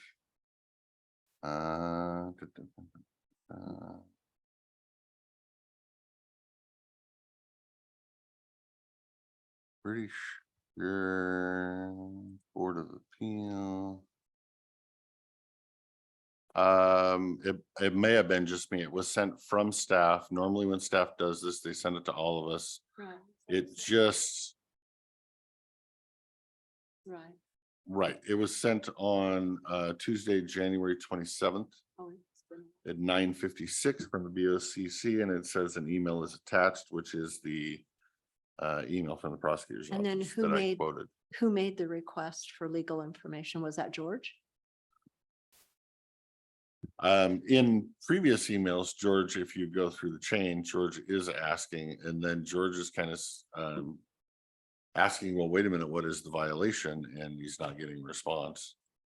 And shouldn't this be code compliance and not nuisance abatement? And doesn't this cover that? And so I guess I'd say you might need to look at this and gain your own opinion. Follow the chain. Okay. And then we can discuss this one again next week. Okay.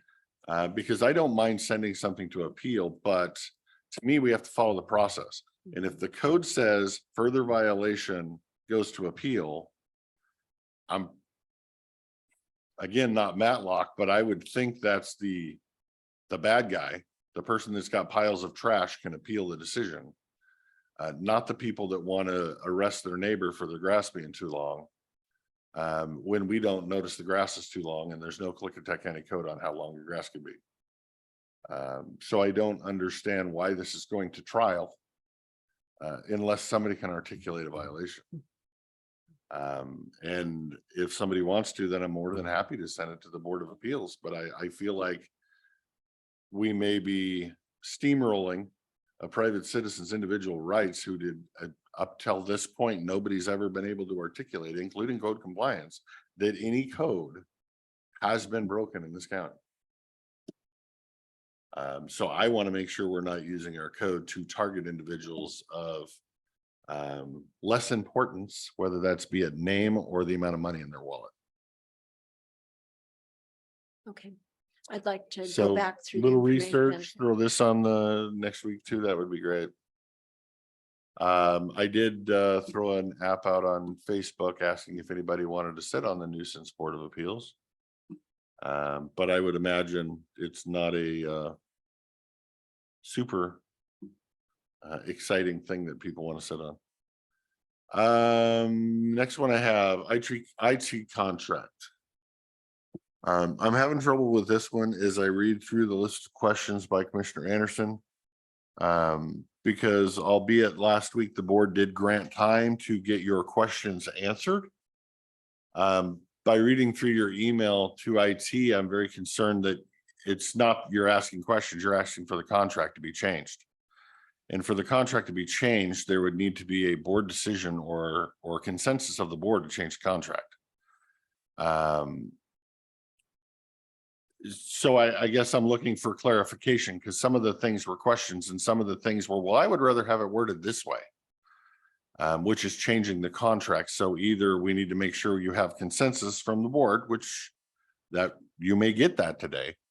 But I want to make sure we're acting accordingly and making sure that anything going forward is a vote of the board and not one person changing a contract.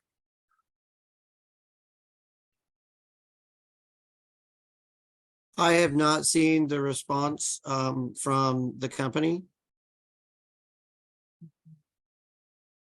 Right, I haven't seen the response either. I was just going off the questions, which some of them are questions and some of them were guidance.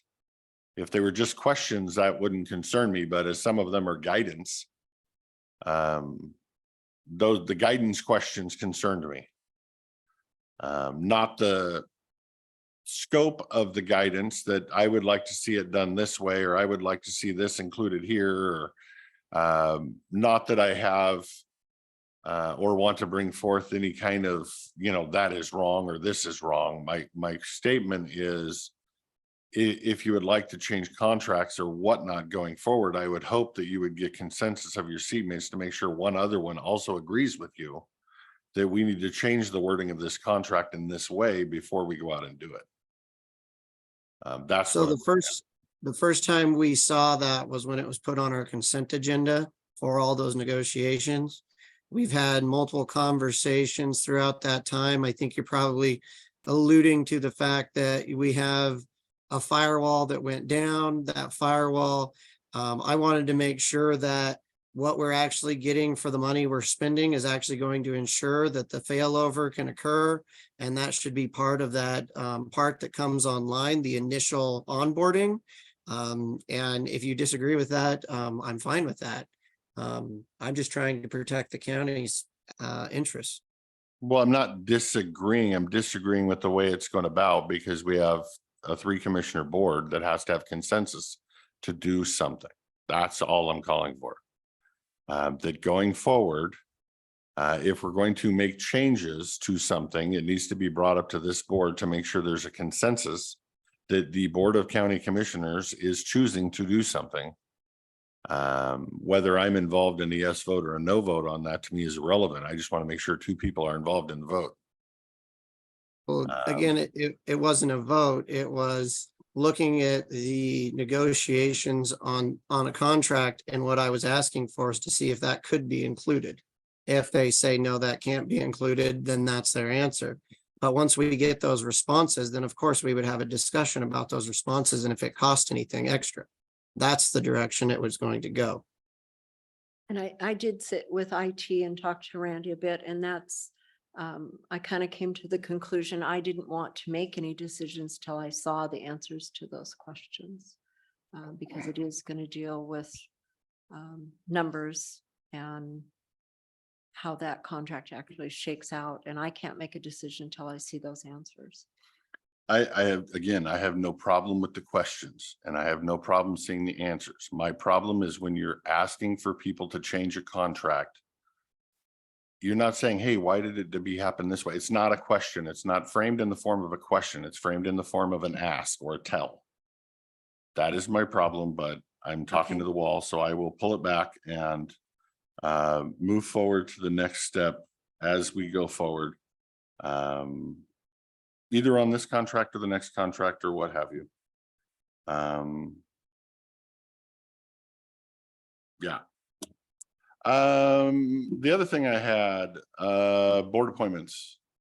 I would like to take this time to step down as chairman and make a motion to formally remove Mr. Dave McClure from all board appointments governed by the Klickitat County Board of Commissioners. And I'll second that. Okay, we have a motion in a second to remove Dave McClure from all board appointments governed by the Klickitat County Board of Commissioners. I will open it for discussion for my seatmates if they want any. Do you have a reason and rationale for this? Oh, I have a reason rationale for everything, sir. Would you like to share it? Nope. We are going through some issues right now in the county that I find sensitive in nature, and until I get to the bottom of them, I would like control of the issues. Let's just put it that way. Well, I would bring up, what do you plan on doing with regards to the Water Conservancy Board? It would be my recommendation then for if they have a meeting that they can't postpone for any reason until we have an acting director, then we appoint the somebody else to fit in that stead. And I am open to ideas on who to fit in that stead, but that has nothing to do with removal from the board? Well, I mean, so technically, he's an alternate on the board, but he's also the contractor who manages that board. Well aware. So are you just removing him from the alternate position? I'm removing him from any appointment that is deemed by the Klickitat County Board of Commissioners that is a appointed position by us. Do you have a list of that? We're about to find out. You don't know what boards he's appointed to? Sir, I'm not going to debate with you anymore. I am so over your debates every week. So we have a motion and a second. Feel free to discuss all you want. I will not be discussing back.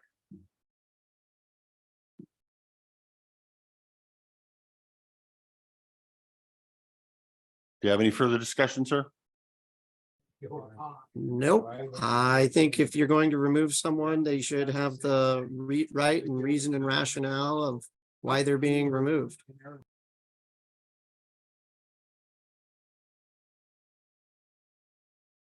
You have any discussion, ma'am? I don't. Okay.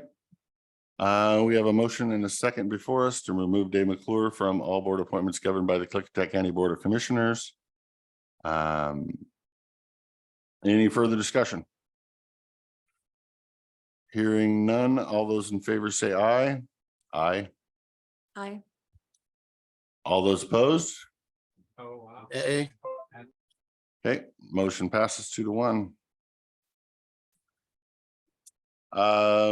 With that, we can move on to other board appointments. I already mentioned that I'm trying to find the nuisance Board of Appeals, just in case it does go to Board of Appeals. I think it would be good to put somebody on there. But I don't know if Commissioner Anderson was ready to move forward with a BOA appointment or not yet. We had the one applicant that you mentioned earlier, but I don't know if you want to keep looking or if you're ready to I think recommend an appointment. I would recommend the appointment of the applicant. We have Dan Smith. Okay. Do we need to do that by motion? Okay, so you're just looking for consent this or consensus this week to put it on consent for next week. Okay. Nope, that's fine with me. Whoever you want to do is fine with me. Yep. Okay. Yeah, I already read his app. I just don't know the man, so I don't know if anybody else does, but Yeah, he stays. is that in Dan Los Smith with the Smith Farm Orchards there in Dallasport? No, Danny Smith, He's an educator out. Yeah. teacher, lives in the Lisle area. Okay, yep, I know who you're talking about. Nice guy. I have no Stays in- issues. Commissioner Anderson, since you're going to be talking to legal, can you ask them or remind them about the FSAC reimbursement agreement? Because apparently FSAC's harping on us to get that signed. So if you can remind them it's there, that would be great. I would ask that next week, we have staff ask for legal to come in and give us an update on pending and potential litigation.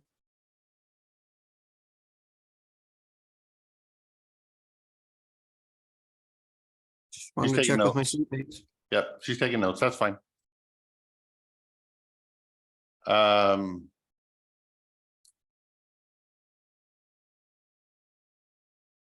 I guess my worry with that is any legal advice I am given is given verbally and not in writing. So I have nothing to ever say that I was given legal advice or what that advice was.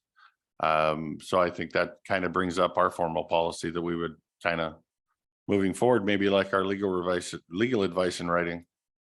But I'm open to the update. Might have questions after that or documented legal advice after that, but I'm open to it.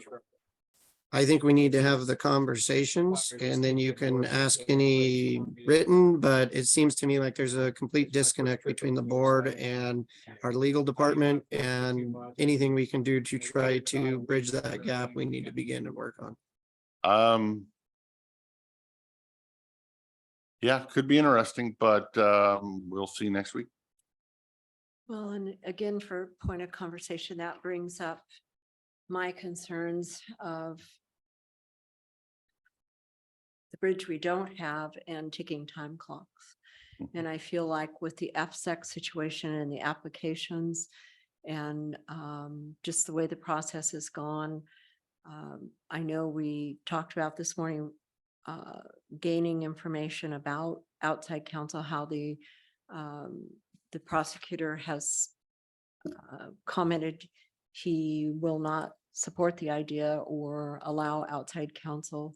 But I'd like to make it clear from this board today and have the discussion of consensus or approval that with the gaining of that knowledge, we use that knowledge and move forward to get us valuable counsel to help the people of this county and help this board through the processes that we're going through right now with those applications at FSEC. Again, I don't disagree, but I would also add that there's plenty of items that are not FSEC related. Yeah. Our emergency resolutions, our findings of facts documents that were all apparently sent over and refused to be inspected. Those have nothing to do with FSEC. We did not get a legal opinion back on those. So if there's something wrong with them, I couldn't change it. And so it's moreover than FSEC. It's dang near all things pertaining to solar, but I wholeheartedly agree. Okay. Did we send our findings of fact over prior to adoption? Yes. Which we may end up having to,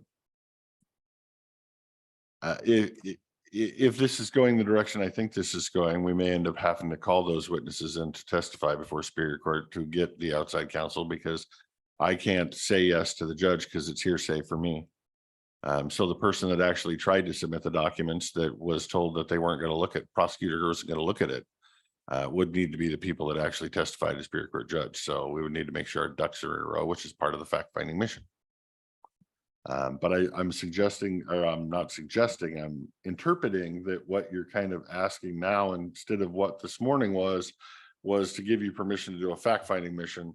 What you're doing now is permission to do a fact finding mission that will end in Superior Court. Correct. You have my approval. I agree with you 100% on. Commissioner Anderson, what about you? Well, I think we have a large disconnect. I think that if we're expecting to take this in front of the Superior Court with the Susan Drummond decision with Island County, it clearly and unequivocally states that it is going to be a Herculean task in order for us to go in front of the Superior Court. As soon as we start down that path, what you're really doing is you're starting a lawsuit between the board as well as the prosecuting attorney. And I cannot get behind that unless we have a sit-down conversation with the PA and everyone understands what you're actually asking. I look at that Susan Drummond case in Island County, and there was over $800,000 spent just on that fight. And if that's what you're asking for is that it will be the same sort of fight. I can't get behind spending that kind of money when it sounds like what we really need is better communication, maybe a knockdown, drag out, honest to God disagreement with fight so that everybody can air their grievances and we can move towards reconciliation. This has just become untenable for the county. And I'm very saddened to see the direction that it's gone. But if you're asking, do I want to go in front of the Superior Court judge? If there wasn't the Drummond case, that would be one thing. But with the Drummond case, remember Drummond was also our attorney at one point. I can't get behind that. I'm sorry. All right, nope, I appreciate your candor. The one thing I do want to make clear, and I think we should make clear when we ask the prosecutor to come in and give us an update, is I would like to request that the HR director is in the room as a neutral bystander that would be a witness to any hostilities from any parties in the room.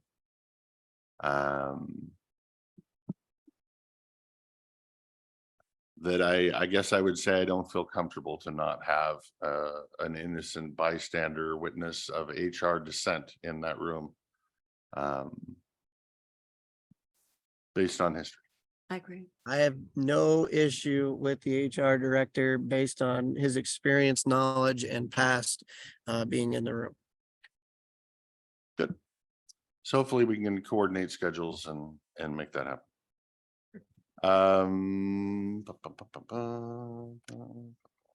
Do we, I would also state that based on what you guys are stating, that you're looking to go to Superior Court, you're stating it openly. I'm afraid that the prosecuting attorney's office is going to take this as potential litigation and thus not want to speak to us about anything. So I guess I'm just throwing that out there that it might make all of our conversations excessively difficult for the next foreseeable future. want to move on to that?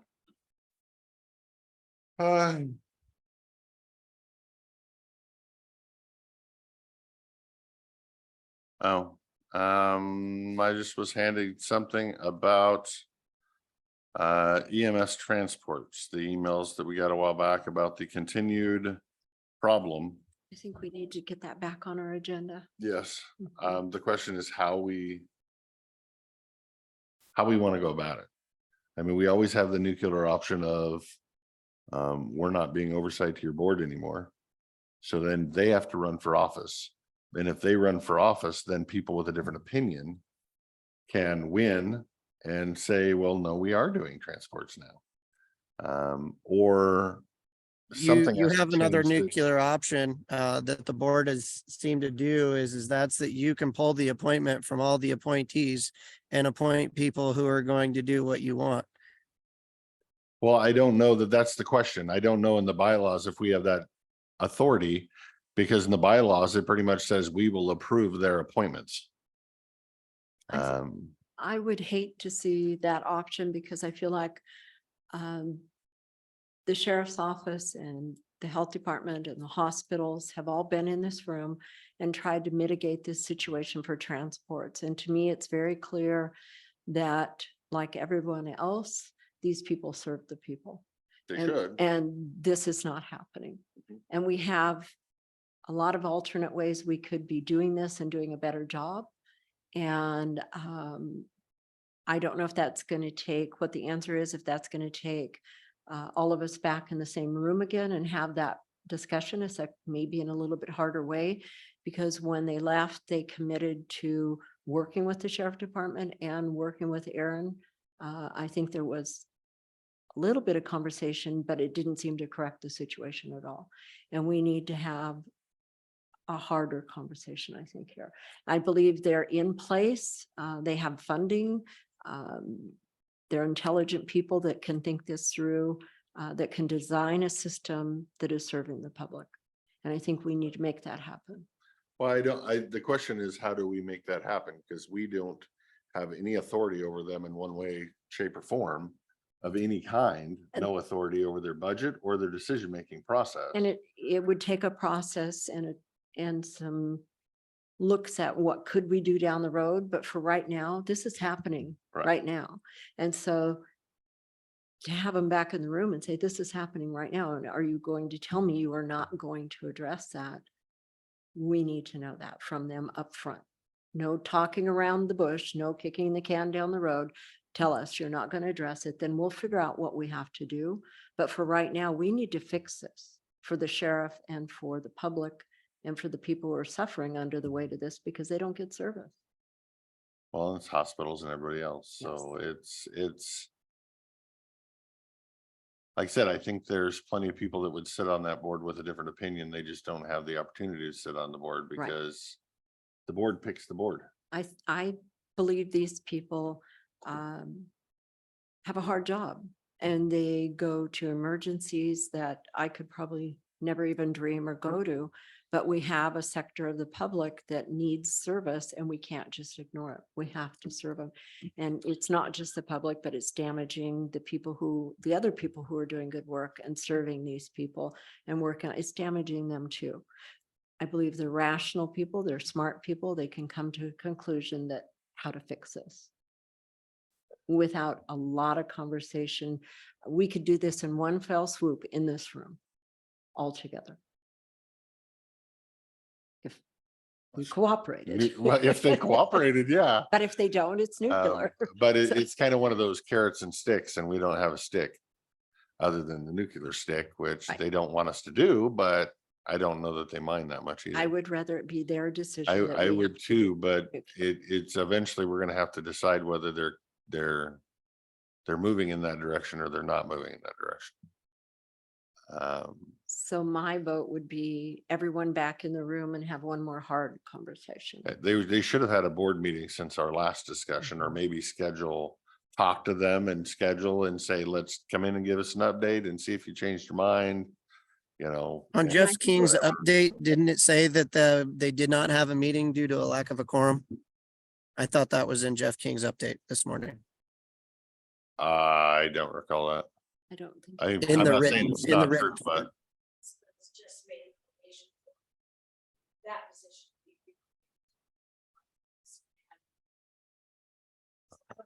I'll find out. so yeah, let's check, make sure they've had time to have a board meeting and then get us back in here ASAP. and we'll hand Lori the gavel and she'll make it happen. But I think the other issue is we need to have the whole board and to have a I conversation. don't Because if- disagree with you at all, sir. I think all the members that sit on that board should be in here sitting with us, even if that means 6 o'clock at night. Because you got to figure most of them probably work for a living. Our other option is, we, the board, could go to their next board meeting and advertise that so that we can go to have a conversation with them. And I rather don't know that than, more than you know, one them coming to commissioner us. can go to their board meeting, because I believe the last legal advice we got is we can't go to somebody else's board meeting. We tried to do that for Skagit County. What? When more than one commissioner tried to go to Skagit County, we were told that 2 commissioners can't go to somebody else's official board meeting. If we advertise it and Yep, let even if everyone we know. advertise it, we weren't allowed to go. Oh, sorry, this is news to me. Shouldn't be. Well, I am kind of forgetful at times. So maybe I'm just playing Matlock again, but I would imagine if we can't go to somebody's board meeting, we can't go to somebody else's board meeting either. But you know, maybe the opinion changed in the last week too. I don't know. And we got that in writing? I don't honestly know. I'd have to go back and look, but it was discussed in public session with all of us 3 here having that discussion. Yep. Because it was my desire to make a strong stand at Skagit County and all 3 of us go. And that wasn't allowed. But I don't remember if the legal opinion was just through thrown contract with our clerk or if it was actually written, which again is why going forward, I would like to make all legal response to be written. So we all have the document, we all see it word for word. We don't have to play interpretation. Or did we get it? Or did Was- somebody say that we might have but got was- it? Or Was that's the just a very issue that we're not unprofessional- allowed to go or that there wasn't enough time to advertise it? No, No, it it was wasn't an not allowed to advertising go. thing. Huh. But again, that could change based off if there was no written opinion given.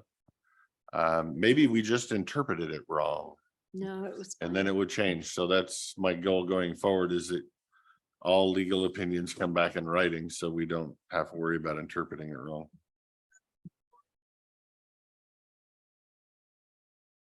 So anyway, with that, I don't know how we all go to their board meeting without being in violation of the last decree given. As we've had joint. Yep. meetings with I can't hear staff. Mhm. Well, we've had joint meetings with Skamania County Board of Commissioners too, so just because we've done it in the past does not necessarily mean that it was legal in the past. I can only go with the legal advice I'm given today, unfortunately. Thank you. Yeah, there's been, joint meetings over healthcare with Skamania, mental health, 2 years ago. At the PUD, actually. And then we all went to Skamania County a year ago. But Skagit was We- off for some reason. Do we have an update from Skagit? Have they had their meeting yet? Or is that on the 10th? It's on the 10th. Yeah, I was gonna say it's not for a while. Okay, Um, thank you. Did we share that PUD letter with Jake? We should share that. Okay. So Jake, just so you check the emails for sure. I've worked very hard with the PUD in the past week over a joint letter from the PUD commissioners and our commissioners for one more letter to Skagit County in regards to the Republic contract. And one of the reasons we did it was in the public session, they did ask for more information. The Skagit County Commissioners set this meeting back for their decision, and we're asking questions and did ask more questions, especially of the PUD. So we crafted a letter together to send from all 6 of us. And it's been signed by all the PUD commissioners and ourselves so far. And is it been emailed out? Yes, it's on your email. I'm searching my email for anything that says PUD or letter, and I'm not kidding it. Says letter. It came from Lee.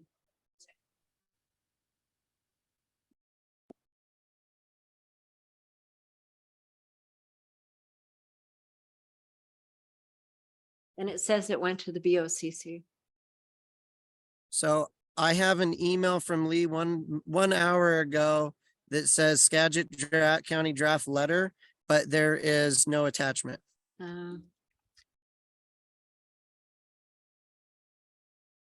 And it took her, it was a little slow today. The PUD wanted a different logo put on it. So it gave her, we were in session and she took a little time and redid the logo that they requested. So that's why it just came to you. And Okay, well- she's sending it to you. Thank you. Mhm.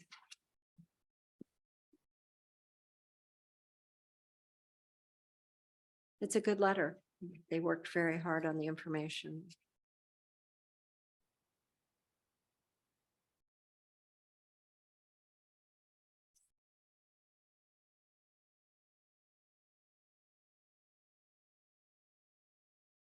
No, it was a good letter.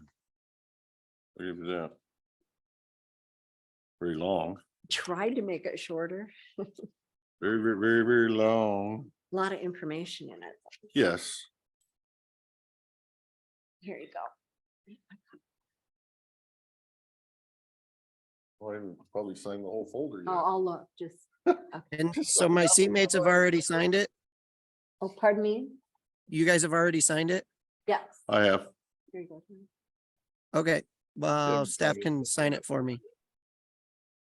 I didn't know what he said. Okay. Perfect, thank you.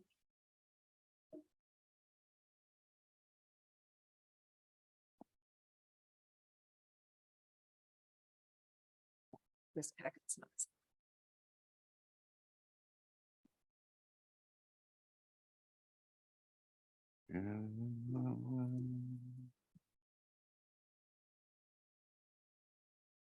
I don't know. Does anybody else have any board pending for the good? You were talking executive. Do you still think you need some, or what was it about, or? Yeah, there was some Skagit County pertaining to things I thought probably went in the executive session. Are you still feeling you want to do that? or- Yes, if we could. Okay.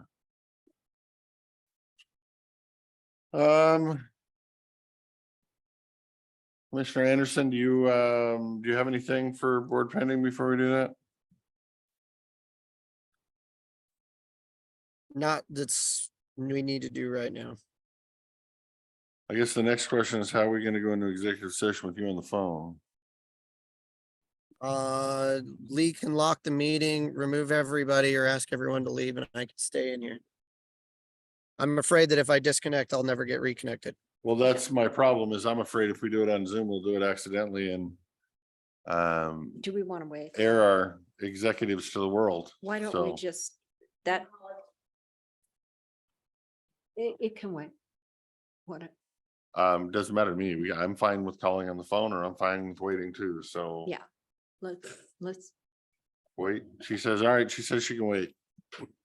I have one little may as well not make it hard. contract, sixth addendum piece. When I was at the landfill, they publicized that the new rates were going up in August. And the new rate would be $8.35 or $7 or something weird.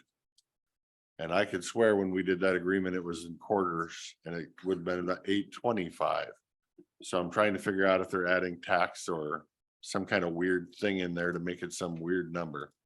So I have a little investigation going on. Will that be at the transfer stations? Yeah, Yeah. That's gonna be an odd number to give. that's change. the whole point of the thing, why, they wanted odd numbers and I'm like, no, it needs to be in 1/4 increments. Yeah. So it was like the number got rounded down and we gave authorization to 8.25. So I don't understand how they can get to 8.35 when we haven't only given them authorization to do 8.25. So that's why I said there needs to be further. I'm guessing it's sales tax. That's kind of what I was guessing on it too. And that was That's just gonna be a pain. a slip by us and they're, I don't blame them for wanting every dime, but their employees are gonna hate it by the end of the time. Handing out a bunch of pennies and nickels. That's all I had. Anybody else have anything for the good of the order or a motion to adjourn would be good too? Mr. Chairman, I would make a motion to adjourn. I will second the motion. Okay, we have a motion to adjourn in a second. Any discussion on the matter? We have no workshop, no radio, no nothing, so we will be adjourning until next week. Any discussion? Hearing none, all those in favor of adjourning until next week, say aye. Aye. Aye. Motion passes. Thank you, everyone. We'll see you again next week.